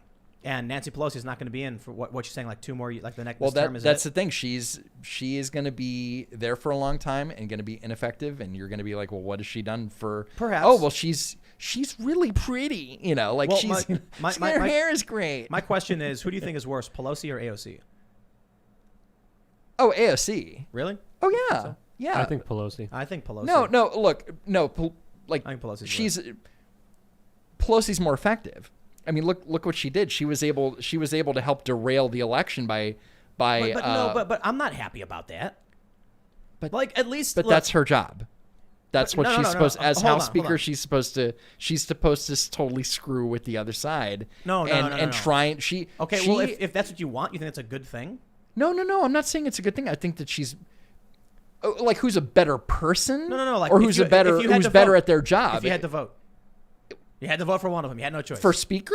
No. Just like right now, some guy comes up and he's like, vote or else. And you're like, oh no, and it's AOC and it's Pelosi. Who'd you pick? If I wanted to see, well, I mean, look, I wouldn't vote Democrat for in that way. Nancy but Pelosi is Nancy Pelosi can get things done. And I've defended Pelosi in the past because I thought the squad was being ridiculous and unreasonable, and Pelosi was pushing back. But at this point, Pelosi is just. I'm just so sick of Pelosi. I'm just so sick of the establishment, garbage, crony. I don't care about you. I lie, I cheat, and I steal. With Matt, I just don't like it. And at the very least, AOC has some kind of, argument for actually wanting to help people. Not that it's very strong in my opinion, but Pelosi is just like, she's this old crone at the top of the tower looking down with contempt at the people. I'm not going to pretend like AOC is perfect or anything like that, but I think Pelosi is substantially worse. But you vote for Pelosi because you know that she's like the top fundraiser in the Democratic Party. You vote for her because, well, first of all, if she's in your district, this is the only reason why she wins in San Francisco, in that area, in her district, because she's the most powerful person in Congress, right? So of course you're going to vote for her because listen. Your district wants that power. Different argument. I'm saying that I like AOC as kind of a disruptor in the Democratic Party. I don't like the crony corporate establishment politics. And that's for similar reasons I like Trump. For policy reasons, Trump was doing with like the Abraham Accords, with Middle Eastern withdrawal, with critical race theory, I preferred him over someone like AOC. But in terms of disrupting the establishment and, a lot of these crooked corporatist types, I prefer AOC over. But AOC is not disrupting anything. She's loud. That's it. I'll take it. She yeah, but why would you vote for somebody that isn't going to get anything done other than just be like a loud person? I wouldn't vote for her. Well, that was the if I had no choice and I had to pick between the two, I'd pick AOC over Pelosi every day. Okay, fine. If I thought you were talking about, like if you're a Democrat and if it's for me, I would vote for AOC because she's not going to get anything done, and Nancy Pelosi, like I would want to derail Nancy Pelosi, right? But if I'm a Democrat in a district and those are my two choices, you go for Pelosi every single time. I disagree. For me, you guys are arguing over stinky butts. It's like, well, this one has a little bit less pimples. Well, this one has less hair. No. Nancy Pelosi's, she's... I would prefer a progressive populist over a corporate establishment candidate. The problem is I think AOC is a careerist. And there are other progressives that I would much prefer to AOC or Pelosi. Like if there was an actual progressive lefty, universal health care and all that stuff, like very left, critical race theory and stuff I don't even agree with, I'd prefer over Pelosi. But AOC is a careerist. I don't think she knows what she's talking about half the time. I think she wants followers and she wants fame and attention. It's her career. She's going to socially climb and all that stuff. Pelosi is exactly that. but establishment, crooked, ultra wealthy, $20,000 refrigerator full of ice cream, laughing at the poor peasants. The old crone looking down from the tower with contempt. You know I mean, I hate them both, but it's, what are you going to do? I mean, again, I didn't vote for them. I do not live in either of their districts. But that's why AOC voted for Pelosi to be Speaker of the House. Right. Which is just, right. at least she has principles. We got to do super chats because we got to do super chats. But good debate. I wonder what the chat's thinking about AOC versus Pelosi. You could press 1 if you believe AOC. Right, sounds like poll. You could press 2 if you believe Pelosi is It's the like these- stankiest of. it's the- I mean, I hate both of them. Don't get me wrong, but Well, I'm hold just on. saying as far as effectiveness goes. It's like that tweet I put out where I said, "Who do you trust more, the government or the mainstream media?" And everyone's like, "They're like, I don't want to pick either." or press Anyway, 3 if you're sick of it all, like me. Just let die. smash that like button if you have not already. It seriously does help when you give us a good thumbs up. If you're listening on the podcast, leave us a good review because it also really does help. And I forgot, I should announce this now for everybody listening. Timcast.com is up. It's live. Members only area is now in existence. We have yet to actually start producing. So it's very much the early stages. We just went live with the very new Timcast.com, which has all the new podcast episodes. And we're going to have exclusive members only content that will be only available through the site for paying members. It's $10 a month. But we're also going to be doing physical events at the studio. Limited ticket sales per event when we do. And it'll be like first come, first serve. So you'll get an email, and then everyone's going to be sitting there refreshing their phone, and we're not going to know. We're not going to plan out events and like announce them. Hey, the event is this day. Tickets will go on sale on this day. It's going to be one day you'll get an email saying tickets are now on sale. It's going to be like So Far Sounds where it's all, like very last minute kind of thing. Super last minute. Cool. Because I don't know how you make it as fair as possible. Yeah. So it's just randomly doing it. Just the highest super chats. Yeah, no. That was the other thing too, because so again, go to timcast.com. You can become a member. You can log in. It's still very much, I guess, kind of beta-y. We just launched, and so we're going to try and get things sorted and fixed and smooth. But one of the challenges was we have like higher tiers. If you want to donate a ton of money, like what do you get? And I was like, maybe we set up a thing where they can come to events. And I thought it was really crummy that we would tell someone if you're too poor, you can't come and hang out. And that's kind of messed up. So I was like, we need to have it just be kind of like an email goes out and it's first come, first serve. I mean, I was joking, but yeah. No, but it was a good point because the question was like, how about if you give $100, then you get a ticket to events? I'm like, nah, that's messed up. You just need to know people. I'm too lefty. If someone can't afford it, I don't want to exclude them. We want people to be able to come out. But got to be honest, it's going to be like 20 tickets per event. And then we're going to do online, we're going to film, we're going to stream and do shows. So again, go to timcast.com, become a member. We're going to start putting up members only content. So what'll end up happening is we do these shows with these guests. We're going to record special exclusive like hangout chats after the show ends and then put those up after the shows and stuff like that. So again, check that out. Smash that like button. And now we will read super chats. Justin Force says, if the Dems actually expel elected reps like Cruz and Hawley, then by what authority other than violence does the federal government have the right to govern and tax the states that are now unrepresented? They can't expel them. They can't. Why not? No, they can't because of the speech and debate clause in the Constitution. They can basically say anything they want on the House floor or on the floor, and they're Right, not being incendiary. They're They can actually commit crimes, right? Like, so you could lie. You could call somebody. You could slander them and say that they did something which they weren't. Right. And like say Debbie Wasserman Schultz calling Ken Cuccinelli a white supremacist. And right? he couldn't do anything about it. Couldn't do anything about it. He just has to. He can rebut her, but he can't sue her. Can't you expel members of Congress? Not for that. Nope. But do you need a reason if they vote for Well, it? not for saying something on the Senate floor. That's it. They cannot be expelled for that. They can be expelled for collusion or for conspiracy, but just questioning something to bring out election issues in a debate and a discussion, they're in the clear. That's all a left-wing talking point. Oh, right on. Tyler Henderson says, will you guys start discussing cryptocurrency at any point in time? We do periodically, and let me just say, y'all who sold, y'all are dumb, because Bitcoin dropped pretty far. It went down to like 30,500. And I saw these people being like, there's a story coming out saying people are going to lose everything, sell. And I've been buying, and I'm like, you'll make a huge mistake if you do. And People were buying at 30. And so, exactly. So I sat back, put my feet up, and watched it go right back up to 35. Imagine all those people who saw it go to 30, panicked and sold, and now it's back up at 35. You just lost Womp womp. This is Lydia's favorite topic, Yes, by the way. totally She is. loves talking about cryptocurrencies and Bitcoin. So if you have any related information, definitely send it to at Lydia. But Yes, thank you. But yet Listen, again, man. don't follow the market like a blind sheep. A lot of people buy at the top and sell at the bottom. That's not what you're supposed to do. You not just- financial advice, but again, don't play it like the average sheep does. I'll just tell you what I do. And again, I can't give you financial advice. You got to take that on your own. I'll tell you what I do. I think it was dumb of people to sell. When I buy it and I hold. It's hodl. Hold on for dear life. Because 66% of US dollars created in the past, 9 months. 66% in the money supply. Well, it's all wrinkled and gross because Well, of it's Corona. all They had to digital. they had to remake it. But it's an increased money supply. This has not happened before. So who knows what's going to happen? And I think Bitcoin is... I've said it before. I think it'll be $1 million per coin at some point in the near future. Cheapers. But that's not an opinion I made up out of nowhere. That's when you listen to the experts and the people who know what they're talking about, and they tell you, based on the technology and what it is and what it does, and the fact that all of these massive multinational billion-dollar corporations are buying in for to hold assets, to hold value.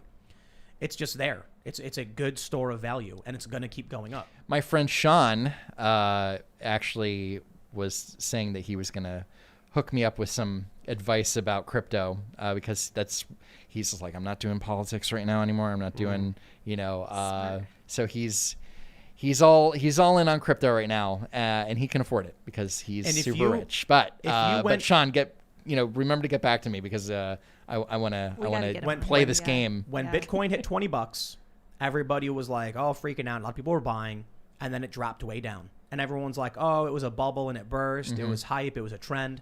And then it jumps up again to 100. Then it jumps up again to 1,000. I remember when it hit 1,000, people were like, what? And I was like, wow. I was like, how am I going to buy in now at 1,000? Right. Jeez. Because you can buy fractions all the way down to 8 decimal Yes. points. So every step of the way, the trend has been entirely predictable. What happens is the people who mine the Bitcoins, who produce them, this is my understanding. I could be wrong. It's not a financial advice. This is just what I read and what I base my opinions on. They start producing Bitcoin. Okay, so they get them through running the software, running the hardware to generate it. Then at some point, something happens politically or in the markets, and people rush and flock to store their money out of fear. This causes a huge spike. So we recently had like JP Morgan and a bunch of other banks saying Bitcoin's going to be huge. We're buying in like crazy. Once the price skyrockets, the people who mine the Bitcoin go, now's the time we sell to get maximum value out of the effort we put into producing them. The mass sell-off drives the price way down because everybody's waiting to buy at lower prices. And then once the miners clear their stock, it starts going back up because the demand is still there. You getting all this, Lydia? Yeah, Yes. I'm So- listening. Got I'm it. taking notes over here. Yeah. Anyway, What's your Twitter account again? Nope, I'm not Sour telling you. Patch Lids, No, Bitcoin no, information. Don't She loves care. it. I'm just kidding. I'll learn about it, and it's interesting. so do what you want to do. Look, I listen. I see tweets from Max Kaiser and I'm like, I'm going to buy Bitcoin. You know what I mean? Have fun staying poor. That's the meme. We'll see. Maybe everyone's You wrong. can't This is win if you don't finally- play. That's true. Well, I don't think it's about winning. I think it's just these are uncertain times, in my opinion, not advice. I'm just saying, for me, I was really worried when I saw them mass printing this money. Biden saying he's going to do another big round of stimulus. Mm-hmm. He's just basically devaluing the money. There's nothing being produced. Shut up! I want that free money.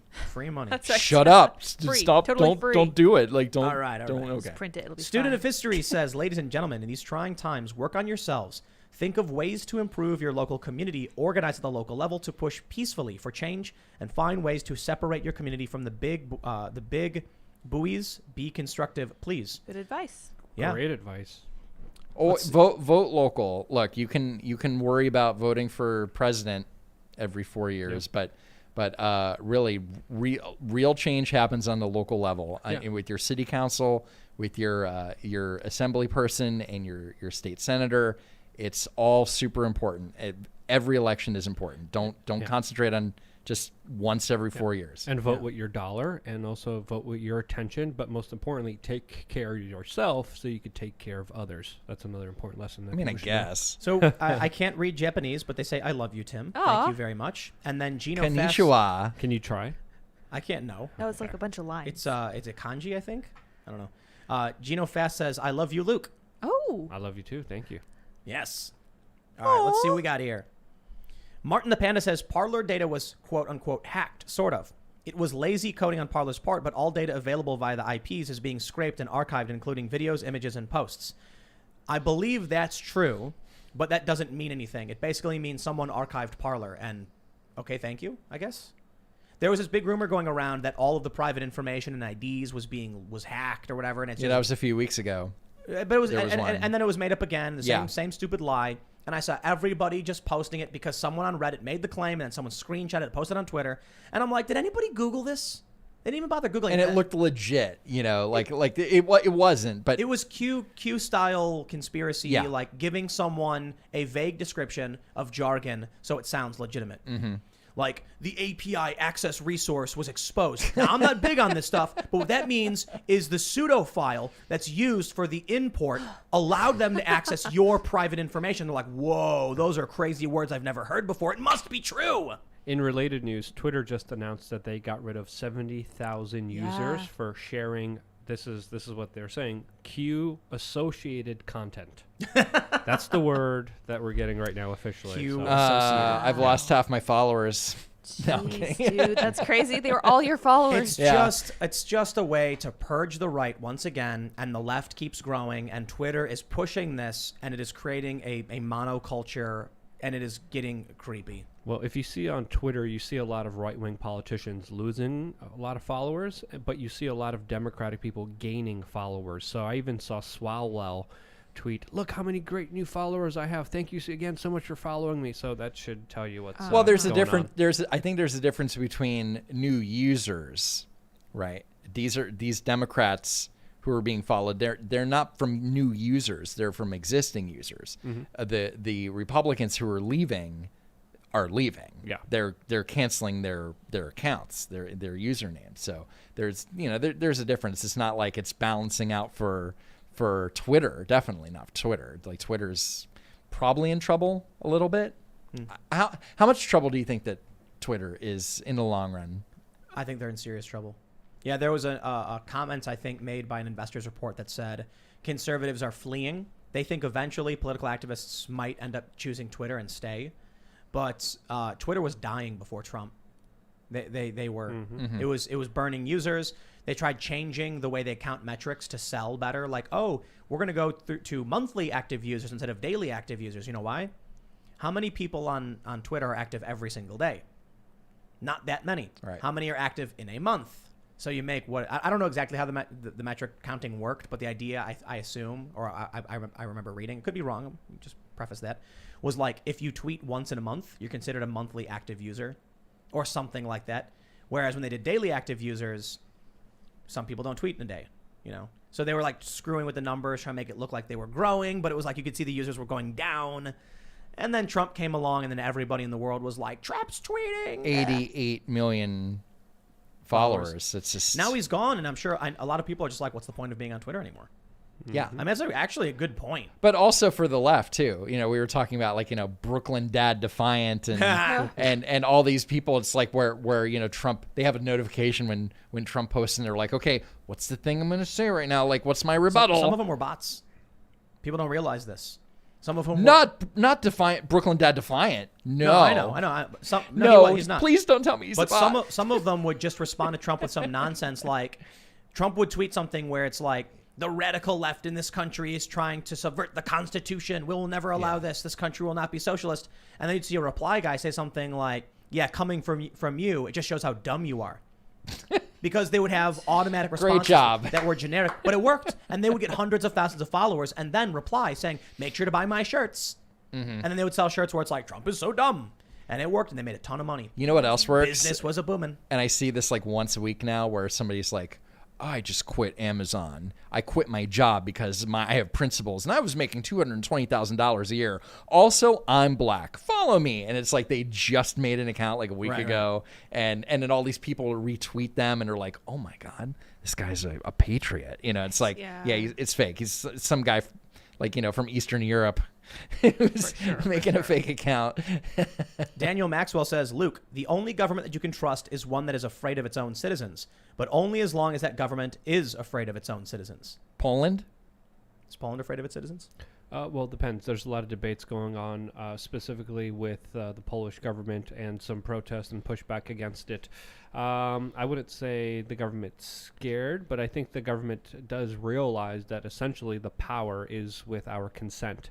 And once we understand that, I think they lose a lot of leverage. So I think that's why it's very important to let people know that they have absolutely a lot of power and that they shouldn't be feeling disenfranchised at all. Smooth Play Johnny J says, Tim, in your opinion, why does the career of journalism attract more liberals than conservatives? I love your show. Keep up the great work, good sir. Because news organizations are based in cities. That's it. That's the only reason. So there are conservatives who work in media, but if you live in a city, you're much more likely to be left than so the people who live near these institutions are more likely to go and apply and get jobs, and they're more likely to be rich because news organizations don't pay very well. So there was this, like, a big thing happened in New York where people were kind of screaming about it. The only people who are getting jobs at the New York Times are rich kids. You know why? Because your parents pay your bills and you work for nothing. You want to work at the New York Times? Okay, start as an unpaid intern. How is it possible to be an unpaid intern in New York City? It's too expensive. But if your parents pay your bills, you can do it. So it's the rich kids. It is rich. It is upper class white progressives getting these jobs. They're coming from colleges where they're learning about a bunch of stupid things, and then that becomes the narratives at these institutions. Even surprisingly, a lot of people at Fox News.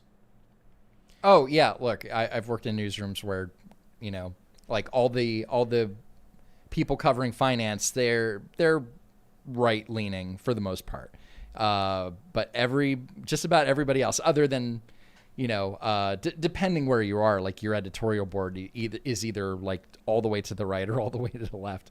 But for the most part, I'd say most journalists are definitely left leaning. Well, it's because they're in cities. Yeah, it's true. Gareth Green says, I fundamentally disagree with your collectivist philosophy of the commons. I don't believe that anyone has the right to use anything they don't own. But that doesn't mean I can't acknowledge and denounce the suppression of dissent by social media. I don't know. I think I don't believe we could function on. I've argued with so many ANCAPs and libertarians about the ownership of common resources. And the argument always comes down to like something simple like upstream water use and downstream water use and water rights and things like this. And we have to have some kind of agreement, because I've been told someone could just own a portion of the river and do whatever they want. And I'm like, yeah, well, then the people downstream are going to get angry when you take a dump in it, and they're going to come up with pitchforks. They're like, but it's okay, look, there's a lot of arguments we can have. I think there are common things we have to agree on.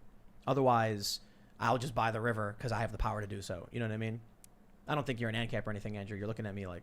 No, I'm just listening. Yeah. So are you familiar with the concept of the commons? No. Like the town center? I'm learning now. So it's the shared resources of a local community. So you build a bunch of houses. There's an area that no one, owns, like it's a road or something. Mm-hmm. It's commonly used. One day someone comes and destroys it. Well, we take issue with that. So the way I describe Twitter and Facebook is that it's become the political space it's the commons, meaning it's the area where we all gather to communicate and share ideas. And what's happened now is where we used to go to churches and we used to go to town halls, we now go on social media. And it's basically akin to someone setting up giant walls around town hall saying you can come in to have a political discussion on the issues if you agree with our opinions. So it's like, well, if I want to come and have a political debate to change the rules and the laws here, and you're not letting me in because you don't like my opinions, then how can I participate anymore? You can't. And then you get crushed out. So I'm not a fan of monopolizing power in any capacity, be it free market, be it oligarchs, be it government. Let's read some more. Let's see what we got here. We'll try and jump down and grab some. Poofy says, redeem D's nuts. Hi, Thank Poofy. you for that very astute observation. You, yes. Poofy's my operative at DontWalkRun. Poofy definitely helps me out with scripts and insight. And actually, I was talking about the Electoral College the other day. And I was on the phone with her on Discord and just like yelling at her. I'm like, you don't understand. Oh my gosh. You don't understand. Like, it's the state's rights. I She's love like, that. but, and I'm like, she agrees, but we had a little conversation. I love you, Poofy. You're awesome. Bucky Wilson. The jokes. Could you guys plus Gal recommend any resources to teach a beginner start a business podcast stream, 36-year-old, laid off, second wave Co19, tired of working for people. The Motley Fool. Well, No, I I'll don't tell know. you, I think too many people think, I don't know. Everybody's trying to podcast right now. Podcast equipment got sold out. The prices like Elgato Stream Decks are through the roof. Oh my God. Capture cards through the roof. And it was because it's something you can do when you're locked in your house, Mm-hmm. podcast. But I also think too many people look to popular mediums and assume it's something they should do, or that, listen, just because you're seeing something doesn't mean you should be doing something. You know what I mean? Like, Yeah. I know a lot of people who wanted to be actors just because movies and shows are so prominent. And I'm like, do you like acting? No, but it's a good way to make money. I'm like, there's a lot of ways. You sell T-shirts to make money. You know what I mean? So if you really do want a podcast, I would say you need a good capture card. The Elgato, 4K capture USB stick is pretty good. I use those when I travel, but we have actual, PCI cards that go in the machine. Blackmagic has capture cards. A good camera doesn't need to be crazy. There's some good Sonys that are super cheap little handheld cams, and you can do a micro HDMI to HDMI and get a good microphone. This is the SM7B, and it is just because everyone uses it, and I'm sure there are better microphones. But I like them. There's USB microphones you can. Not a fan. But you don't need the best kind of equipment starting off. No. Especially if Put your you're phone. starting off, just try to focus on things that someone else is not doing. A lot of people try to be someone that they're not, and I think that's when they get caught up. A great book I would recommend, Rich Dad, Poor Dad. Would definitely recommend that. And look for problems in our society and try to fix them. And those will lead to perfect opportunities for you to be an entrepreneur. Because there's a lot of problems right now. There's very little people trying to solve them. You know how I got started? I had a GoPro 4, and I would just put it on top of the monitor and press record. That's it. Well, It sounded awful. It looked weird, and whatever, man. I still use a webcam, and it's okay, and it's fine, and the quality's there.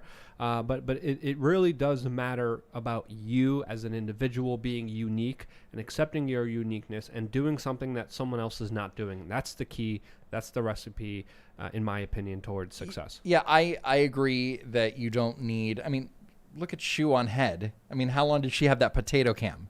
Like for a long She time. still does. What do you mean? Yeah. Oh, I Doesn't thought she? she upgraded. Did she? I mean, I thought Yeah, she she upgraded. did. Yeah, but Potato cam. but it no, it was. I mean, she would Oh. say it was. It was, and it had like it was like 15 4 by frames per 3. second. Yeah. Not great equipment, but it's all about the content, right? Right. And not I think talk about what you're passionate about, but this is not for everybody. Look, you've seen me on Tonight. I'm not. I can't do this. Look, he's got a little cat on his chest. But it is not for everybody. It is not easy, but you don't know unless you try. I mean, I had for a very, very long time, for about a year and a half, I had about less than 600 subscribers, but I wanted to do it. It was just me being creative. I never thought that I would be at now 420,000 subscribers. It's crazy, right? It's crazy. 420, man, But I honestly, I just wanted to do it because I wanted to do it. If you do it, do not think, it's not a guarantee that you're going to blow up, because there's a lot of people that do it. So, do it because you want to do it. Don't do it because you think that it's going to be like a get rich thing and you're going to be like the next Sour Patch Lids. So That's right. No, you can only aspire to be like me. All right. Grant Shearer says, Tim, the Bible says certain things will happen to Jewish and Christian nations that turn away from God. Ever since God started being removed from society, those things have been happening. Google consequences of nations who turn away from God. Okay. I guess. I don't know. I've been hearing this more and more, that people are claiming Revelations is starting to happen. But I wonder if it has more to do with political turmoil giving people anxiety, so they're looking for the signs. I mean, they said back in the 80s that, it was going to be the end of the world, like Pat Robertson, saying like there's always someone new saying it's always, it. the rapture is going to happen, I've been hearing that for a while too. I remember my mom going, "Oh, I can't believe that we're in this time and it's not fair," and thinking that the rapture was going to happen. I was just like, okay, just because the man on TV said it doesn't mean it's going to happen. But she also thought there was going to be like nuclear war too. But that's another thing. We were close. Vixen Valentine says, I love the addition of Luke to the show. Adds a different viewpoint and very respectable, knowledgeable man. And he's gorgeous. I hope he stays on. Side note, did Luke name his dog yet? You killed it for me because I was actually super chat because I was going to seg into that later when I talked about my Instagram and I was going to be like, look at Luke's dog. Listen, Dog, yes. we already It doesn't said have a name. the largest super chat names the dog, and people something like $20 and stuff. And We named it Grogu. Grogu. Yes. Well, we're debating between Atlas, Pooper, Freedom. There's other names. And Luke Sage. Luke Was Sage. Jr. one? Sage Yeah. is one of them Right. too. Luke Jr. She's a really good. No, we named her Fumblebump. Bumblebum. It's perfect for an apocalypse Fumblebump. dog. That's Or a so prepper cute. dog. So the other day, Luke was trying to coax Fumblebump to him with treats, and I grabbed this bag of Swedish candy, which the dog was not going to eat, and I kept jiggling it, and she was looking back and forth, and I was yelling Fumblebump, and he was yelling Freedom. She chose Fumblebump. Oh, Wow. snap. Yep. She picked Well, her own because you name. had the snacks. He had I snacks love too. Oh. He had real yeah. dog treats. I had this like Swedish candy the dog wasn't allowed to eat. He had And a I was cheat just- code. It was Well, just he had something the to shake. cheating candy that the dog couldn't have. I see. Uh, Well, if you guys want to see the dog, go to Fumblebump. my Instagram at Don't Walk Run Productions. Yeah, All one word. Don't Walk Run Productions. I still need to get 10,000 subscribers. Oh, okay. So I that's can do right, polls that's and right, stuff. yeah. But the dog is very cute and I'm 2 days, no I'm potty so mistakes blessed. at all. She already Yes. knows how to sit, how to lay down on Yeah, command. very smart. But German Shepherds Yeah. are smart by design. Yeah, Like that's yeah. it's She's all like in their genes. She's like 10 weeks now, Yeah. so I'm pretty impressed. All right, JM says, is there much difference between fringe Trump supporters who thought Trump was sending them secret messages to seize Congress and the left who accused Trump of dog whistling them to attack Congress? Yeah, no. The only difference is whether they like Trump or don't. Yep. Oh, man. The live stream where they're like, Trump's going to be happy with us. Yes. They're Oh, both no. mentally ill. That's the problem. Dude, the thing is, though, guess which one gets banned? Well, the right, there- not the of- left. Of course. So these conspiracy leftists who for years, I'm not going to name some of these people, but some of these people have hundreds of thousands of followers. They're verified. And they say the stupidest and craziest things like Steve Bannon is facing the death penalty for treason. Then Lynn Wood says Mike Pence is facing the death penalty for treason. It's all nuts. It's really crazy. I mean, I'll tell you, man, the level of unhinged psychosis that I've seen on social media in these past months have made me have some deep philosophical conversations about the right to access on a platform and whether or not we should just ban them all outright. I'm like, here's the compromise. Just ban it for everybody. No one's allowed to use social media. Just go back to the days of radio or the record player like Joe Biden said. I mean, if we're going to ban politicians, let's ban all of the politicians from using the platform. And seriously, no. If we're going to expel Republicans, let's compromise. Expel all of them. yeah, Yeah, and the shut it down. Democrats, all of them, make Start over. Yeah, I was watching I was watching Fox and they were saying, well, how is the president going to communicate to people if he's not on Twitter? Like, he has a press office. Like, it's not that hard, like he still has a communications director. Well, it Just depends if the media decides to cover him because they were already Of fact course checking they- him but in of live course- time and cutting him off. But of course they're going to cover him now because, they need to Maybe. say every maybe, they would. maybe, Yeah. Joseph Moore says, Tim, how can people remain peaceful and say what happened in D.C. was wrong while also in the same stroke just say if things remain to course, big tech will soon control all ways of life? I don't think remaining passive will change where we are heading. From Fury, quote, ideals are peaceful, history is violent. History is violent, but we're in a different technological age. And I think that's the issue. So I was saying this earlier on my show. Over the weekend, I did less segments, partly because everybody needs to chill. And I was like, you know what, man? It's like people were screaming at the top of their lungs on Twitter. That's what I saw. I turned on Twitter, and it was like that episode of Rick and Morty where the sun comes up and it's screaming the whole time. Yes. That's what happens when you open the Twitter app. It's like, I'm just scrolling. It's all I Yeah. see. And I was like, I'm just going to do it. Like, I woke up in the morning, and there were some things I felt like talking about. So I did segments. I said, I'm not going to read anymore. And we went to the woods. We threw rocks and skipped stones. Broke the ice. There was broke some ice, yeah. There was no internet at all. And we made a fire, and we just kind of chilled in the middle of nowhere. And I was like, people need to relax, man. Need to chill. So I think, Mike Cernovich said it, get offline. Go to your loved ones and just drop this we need to chill, pull back, and just calm down. Yeah, the dog was running around. There Yeah, was no she's so service. cute. And I have to remind people, you got to work on your mental health. When you're on social media, you're on a device that literally rots your brain and destroys your mental health. There's many studies showing this. Look into taking a day off maybe. I mean, I started taking some days off because you need to decompress. You need to get away from it all. And I was very happy to have that nice nature day. Took the total day off. And also, most importantly, meditate, nap, whatever. If ashwagandha is your thing, do something that's good for you at least once a week, because right now we need it more than ever. Well, I think one way to approach things like Twitter is it's not real life at all. Just I get very argumentative on Twitter because it's fun for me, because I'm not taking it seriously. I'm definitely, I like calling people out. I'm right all the time, but I mean that's fun for me. I think like Parler's fine, but it's an echo chamber, and that's what Twitter's turning into. It's going to be an echo chamber with all these conservatives to fight with. Without Trump, you're out of a job. Yep. Brooklyn dad defiant, Yeah. Sorry, next super chat, please. Thank you. You're good. We're a little distracted. We're looking something up. Yeah, somebody mentioned that all of Gab's tweets are now gone. What? They tweets on Twitter. Right, on Twitter. Oh, The okay. accounts there, the tweets are gone, which is weird. Weird. Yeah. Let's see. Destroying evidence.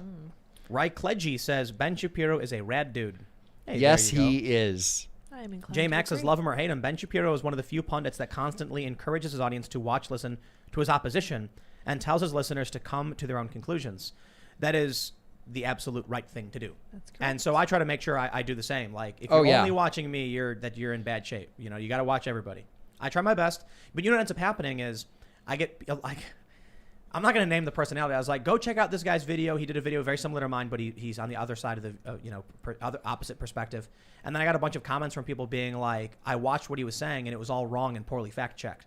And I'm like, probably why I disagree with him. You know what I mean? So that's why I encourage you to go find out. I'm not just making this stuff up. But I get things wrong a lot.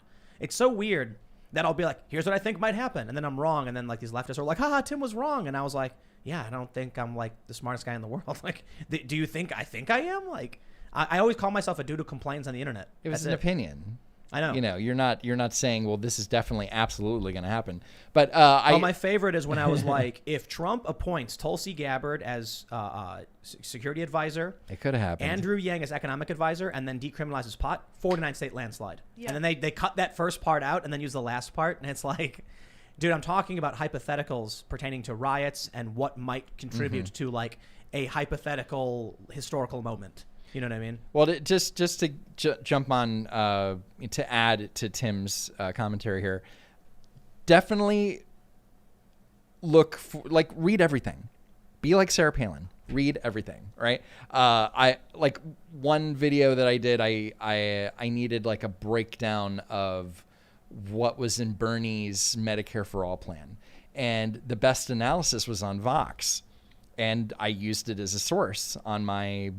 I said Vox.com did an analysis, and I got so much pushback in the comments where they're like, why are you using Vox? I'm like, because it was a good analysis. Like, they don't, not everything is bad that they do. I love using left-wing sources when they're calling out the left, because then it's kind of like if Vox is calling them out, come on, we're not making this up. You know right, what I mean? exactly. And that's why I generally, when I am doing sources, when I am like trying to prove a point, I will use the Washington Post as much as possible, or the New York Times, or Vox, or Salon or Slate or whatever, because it shows that I wasn't like, well, he's just getting all of his sources from Fox. It's like that's not true. All right, let's see. Black Czar says, progressives stating that they believe free speech is a human right while advocating for the removal of dissenting voices is not a contradiction. No, as they do not perceive such people as human. Only humans have human rights. I guess it's an argument. There is a big dehumanization agenda trying to make your political opponents look as ugly and as deceitful and as nasty as possible. Yeah. You're right. You're right. I mean, you're right. That's it. No. There's a revolt. They're demanding to know what happened to Ian. Yeah. Well. Ian was kind of off his game tonight. Yeah. Was he? Honestly. Quiet, yeah. Feeling sick? Yeah. I don't know. I walked off the show before when I had a big migraine. Yeah. So it happens. He got a new gorilla, you know, and so maybe too much gorilla energy, kind of overwhelming him. It overwhelmed me. Yeah, It's yeah, too because now much. we have the glowing gorilla, and now the other. It's a lot of gorilla rage. They're Yeah, both I both yelling understand. and doing kind of the same thing, you know. I get it. Clayton says, "Tell Luke I joined CMU. I want to start having an impact. Not enough people get real news. Thanks to all, you're greatly appreciated, especially Sour Patch Lids." Oh, thanks. Nice. CMU is Change Media University. It's an online program that I have that teaches people the steps of how to be an independent journalist. Very Right cool. on. Yeah, it's on wearechange.org, and then we have a CMU section that you guys could check out. Sweet. Didn't know that. Let's see. Eric Miller says, "I disagree with Luke. Theirs was many cultures because we had the internet and don't have the attention span to hold on to a culture for a decade." Could be true. Ah. Yeah, I think you bring up a valid point, and I will. Social media is awful. Yeah. Yeah. It I think yeah. So what we're seeing is there was a dominant culture more so in each decade, and now we have fractured cultures because of the internet, and so these cultures are fighting each other. The culture war. They don't agree with everything. People don't agree with each other. But there's no innovation. That's the thing, in my opinion. There's a lot of recycling. Yeah. All right. Let's see. I looked up Gab. I can see their tweets. Oh, Yeah, I can see them. all of them? What do you mean? I can see them. Fake news. Yeah, on my phone. Sure Really? Can. Sure can. Yep. When I go on Twitter and pull up Get on Gab, there's 3. Interesting. Well, there's 3 tweets. There are at Boom. least 3. three. There's Right. at least Are you 3. seeing more than 3 on the phone? I thought I was seeing like It could- 15. It could be that you have so the Twitter app stores It's like the a data. cache or Yeah. something. Yeah, maybe so. Interesting. Yeah. Scott Brumley says, "I canceled my Audible Amazon account, but left product book reviews posting what I would have posted on Parler if I could. Everyone should do this sort of thing. That's actually really funny. Leave reviews of your Parler comments." Way to go. Good job. Wow. That's smart. You could use the comment section of a product as a feed to communicate. That's crazy. But they could eventually they would catch on and ban your IP probably. And then you just change it, and it's like you could say like, you know, follow me on you know, the Harry Potter and the Sorcerer's Stone reviews.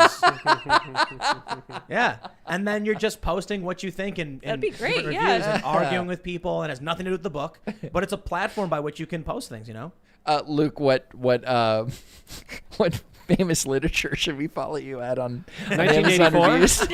Definitely 1984. Yes, that'd be perfect. And then when they censor the comments on 1984, it would be glorious. Oh snap! Oh yeah. my Fahrenheit goodness. 451. That's just oh my god. Be awesome. There We have to are do this. 616 tweets from Gab. So we've been having some issues with the website because we just put it up. So Timcast.com, we just launched. Someone saying It was working just a few moments ago. just a few moments ago. Yep. Oh, okay, yeah, it's up. Yep. So cool. Yes, You could No, it you works now could for go me. I reloaded it. you could go to Gab. we got to increase our capacity. You 'cause could go we- to Gab on Twitter, but you could also go on YouTube and look at my website That's of true, my too. channel. There's Instagram. Don't Walk Run Productions. Thank you. Excellent. Yeah, There very you go. smooth. I like that. Or my Instagram. Don't Walk Run Productions. All one word. Gab. Let's see. I'm not We'll getting pull up any some- money from Gab. Couple more super chats. Couple more. Technically correct. America Aegis says, "Tim, what has stopped me from going out and doing anything is financial responsibility to my family. I'm figuring out a way to fix that to protect my family. I'm here for America." Yeah.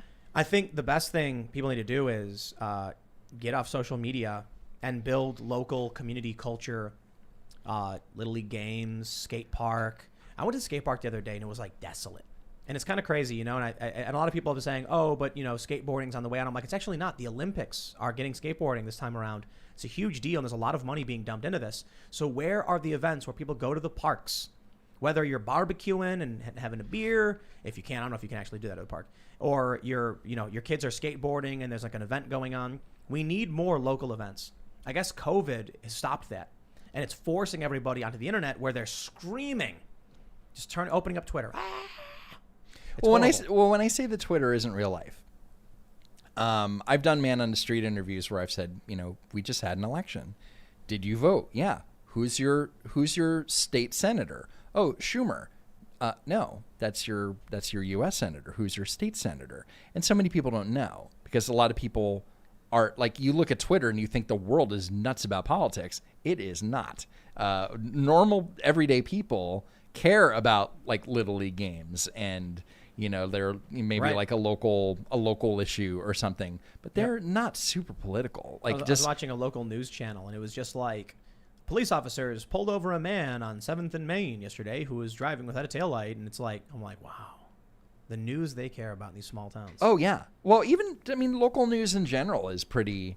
You know, when you talk about how journalism is, you know, dying, not for these local stations. no, like no, these local especially for stations. the local stations. Yeah. They're on fire. Mm-hmm. It's just because everyone's going national. All people follow on social media is national news. Donald Trump. But because of this, we're not learning about the things that are really affecting Oh, yeah. where we live. That's really bad. So this is what you do to save. You want to save this country. Have local events to whatever degree you can with the COVID lockdowns. Encourage people to meet, talk to your neighbors. Just that kind of community gathering, man. It used to be at churches. We're not a particularly religious country anymore. I mean, we are still overwhelmingly Christian, but a lot of people aren't really practicing as heavily. And so the get-togethers don't happen. We need that. You like the neighbors got to come together and have like a barbecue or something, or a Yeah, block, have a block you know party. whenever. Yeah, exactly. With COVID, it's Well, destroyed there's everything. been also a cultural attempt to fracture the family, and we're at a point where family members are snitching on other family members that were in Washington, D.C. to the FBI. And the mainstream media is glorifying that and promoting that right now, which just shows you the kind of, in my opinion, the larger narrative and agenda that's being pushed by Hollywood and all these other very powerful institutions, saying stay away from your family bad, and supporting this kind of individual lifestyle that is very just gluttonous and decrepit, in my opinion. Mm-hmm. Creepy stuff. Yeah. Eric Noyes says, why didn't I get a notification that you were live? I had to come check your YouTube channel. Yes, but we're live Monday through Friday at 8 p.m. So, you know, you can always just come to watch the show if you want to watch a show. And that's the thing. The biggest driver of views on YouTube is recommendations. And natural pull is when people, that's what the phrase for when someone says, I choose to turn this show on. For Tucker Carlson, he gets views not because it's being recommended, but because people every day say, I want to watch him. Mm-hmm. That is way more powerful than my views on YouTube. So I can sit here and be like, oh, I get millions of views per day on my show on YouTube. Yeah, but YouTube's pushing it. Tucker gets people to come to his show, so that's way bigger. So if you like the show, you just got to show up. And also, we're going to have a bunch of exclusive content and exclusive live streams on timcast.com. It's going to have a membership section. And then we're going to be building up a lot of new stuff. It's going to be really cool. But we've got this new area set up, this new venue. We're going to have like a live stage and music. It's going to be fun. Streamed, members only. And we're even going to invite people out here. You'll get to come to the studio if you're a member when we put up the tickets and we send out the email. But they're very limited. So I imagine we're going to have a ridiculous amount of members and like 20 available tickets. So become a member, timcast.com. Same thing with Saturday Night Live, though. You know, you can wait in a standby line and never, ever see the inside of 6A. So, Yeah. you know, it happens. But, you know, it just sounds really fun. Sounds Yeah. really cool. I'm We got this definitely little looking forward stage to set it. up, and it's still a little bit cold, so I don't know if we want to set everything up just yet. But we have an area for sit down interviews and for music. It's a little stage we built, and it's like skateboarding, and you know we're gonna have comedians and music and start getting that stuff set up too. Because a lot of the guests we have are musicians or comedians or even political commentary, so there can be a sort of stand-up political discussion, not necessarily comedy. But I think you would be really great at like doing a live version of one of your videos, Andrew, where you like have like a screen and you break things down. And, Yeah, maybe. Yeah, it would be Yeah. great. And then people would come hang out, have a beer. It wouldn't be like a regular venue. It'd be like people standing around having like burgers and sipping a beer. But we'd stream it live, and that's it. You hear that? I'm being invited. There So you go. just, Yeah, I'm holding that'll that make to it you. happen. Yeah, it'll be great too. And like I'm sure we'll have Jack Murphy around all the time. Jack's awesome. People love Jack. So yeah, so that's what we're getting ready for. And it's funny, the left is like really critical of us having guests here, but it's all within the COVID guidelines, and like we're like it's not. We have like one guest at a time. It's not, Yeah, and we've got hand sanitizer and we clean things. Yeah. It's like I don't know what do you think is going on. It's like one person. Okay, Yes, stop it. Stop it. Sorry. I don't know. You COVID. don't want to smell that microphone. That's all I'm saying. Don't do it. We have This is the microphone Alex covers. Jones microphone. Yes. But Sorry. we have the covers for people and everything like that. I don't know what the thing is going on. We're not in the UK where it's like you can't leave your house. You know what I mean? Ugh. Yeah, I don't know, whatever. But it's going to be fun. And I think the limit right now is 50 people, and we're probably going to have 20, which is totally normal and like allowed. No super spreader events here. And we'll take it seriously, you know. I'm not. All right, it's a good one, but I'm not going to read it. David Eliason says, "I am a gorilla," and I'm not going to read the rest of that. Deadbeat Gamer says, Sorry. Tim, sorry. on the 20 Max show, if they are fan funded for those who can't afford to go, 20 lucky fans could go on all expenses paid fan experience, and a vlog of the whole experience would be amazing. Thanks for all the spice. Yeah, maybe we could actually do something like that, where we could have Like a lottery winner. I just raffle. I just hate lotteries. It's Raffle. like Yeah. you sign up and you're crossing your fingers hoping that you get to come, and there's like 10,000 people. And then when you don't win, you get salty. Yeah. Yeah, it's a bummer.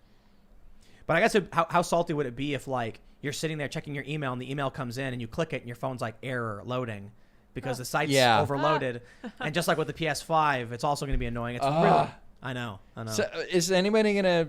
I thought I was like, look, I'm enough of an influencer that I get to see a Ben Shapiro movie early, but Congratulations. you know, but and thank you, Daily Wire. That's nice of you to think of me, but. And you got your money's worth because I talked about it on That's right. on the top podcast. What would you call this? Live stream podcast. The top thing on YouTube. It's a thing. Yeah. Yeah, the top thing. you know the thing. I do know. People the are thing. saying Yep. that when they try to log into the website, it's giving them an error. Well, we'll take care of that immediately. Amazon Just went up. Site just went up. No. So we've got to upgrade our hosting, and it's going to happen. You know, the secret to starting a business is always just start it, and then you've got to iterate and fix as you build. You know, you start getting through the bugs and stuff like that. So when we had it, when it went live, everything's working just fine for us, and I'm like, okay, we're good to go. And we're probably going to get inundated with so many people, it's going to cause errors and crashes, and we'll get it sorted. Growing pains. It's day one of the site being up.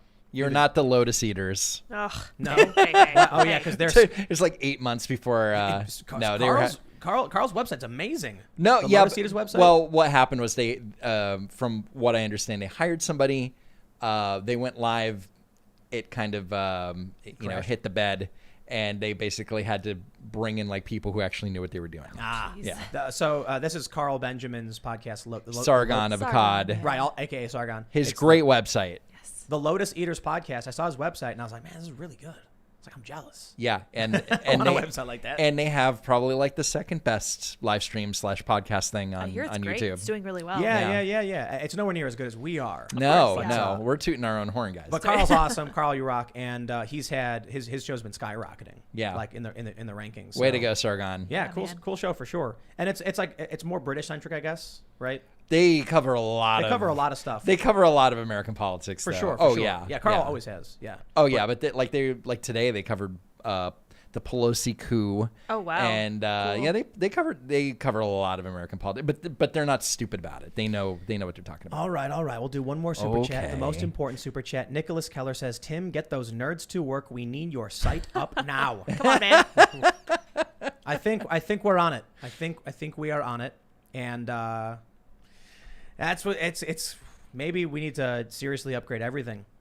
Just because I didn't know how many people were going to, come in and try and sign up immediately, but it's probably more than we expected. You're so. a popular person. Oh, I'm so famous, aren't I?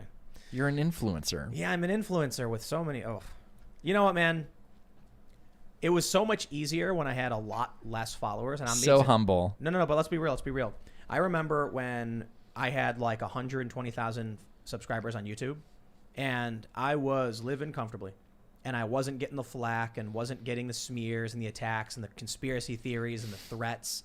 And I'm like, man, mo money, mo problems. That song was right. But, it comes with the territory, so some people can hang with it, some people can't. A lot of these journalists lose their minds because they get harassing emails, and I'm just like, I just ignore it. I just filter words. Like, if you email me with certain words, it goes to the garbage pile. Yeah, it's not real. I don't mean, care. if it's a credible threat, send it to the authorities. But There's one thing going on right now that Twitter won't remove, and it's, freaking out my family. Yep. And Twitter's like, well, we looked at it, and we're not sure yet. We'll get back to you. And I'm like, well, thanks, Twitter. I'd like to call on Amazon to suspend Twitter because they're refusing to moderate this activity. That's how that Anyway, works. if you haven't already, smash that like button. subscribe, hit the notification bell. And I'm not entirely sure what's going on at the site because, it's probably being slammed by everybody trying to sign up. But you can go to timcast.com. If not now, maybe later. Sign up to become a member. We're going to have exclusive content. We're going to have exclusive live streams. Some of it's going to be silly. We're going to have vlog content. The vlog will be coming soon. Once we got to get to that point. COVID really jammed everything up, to be completely honest. Made it really hard to expand, put pressure on Subverse, aka Scanner. And so we're getting things in order, but we'll see how it goes with Biden coming in. If we're going to do more lockdown or less, that's, been a big challenge. But anyway, go to timcast.com, become a member, sign up. If you are already someone who is giving on PayPal, you just need to request a new password, and you should already be a member. And so this is kind of we think it creates a benefit for everybody who signed up early because you might get essentially some kind of discount. I'm not entirely sure how it might work, but if you're already donating to the old timcast.com/donate, then you're already in the system. And if it's not working now, just check back later. But also follow me on Twitter, Instagram, and I normally would say Parler. Twitter, Instagram, and Minds, minds.com/Timcast, where I do put up all my videos. And for as long as any of this lasts, I appreciate it. But you can check out my other YouTube channels, youtube.com/Timcast, youtube.com/TimcastNews. And we do the show Monday through Friday live at 8 p.m. Leave us a comment. Leave us a good review. Andrew, you're a now frequent guest, but you have your own YouTube channel. I do. It is Don't Walk Run Productions. You can just type in Don't Walk Run AOC. No, just kidding. Don't Walk Run in the search bar, and my channel will come up.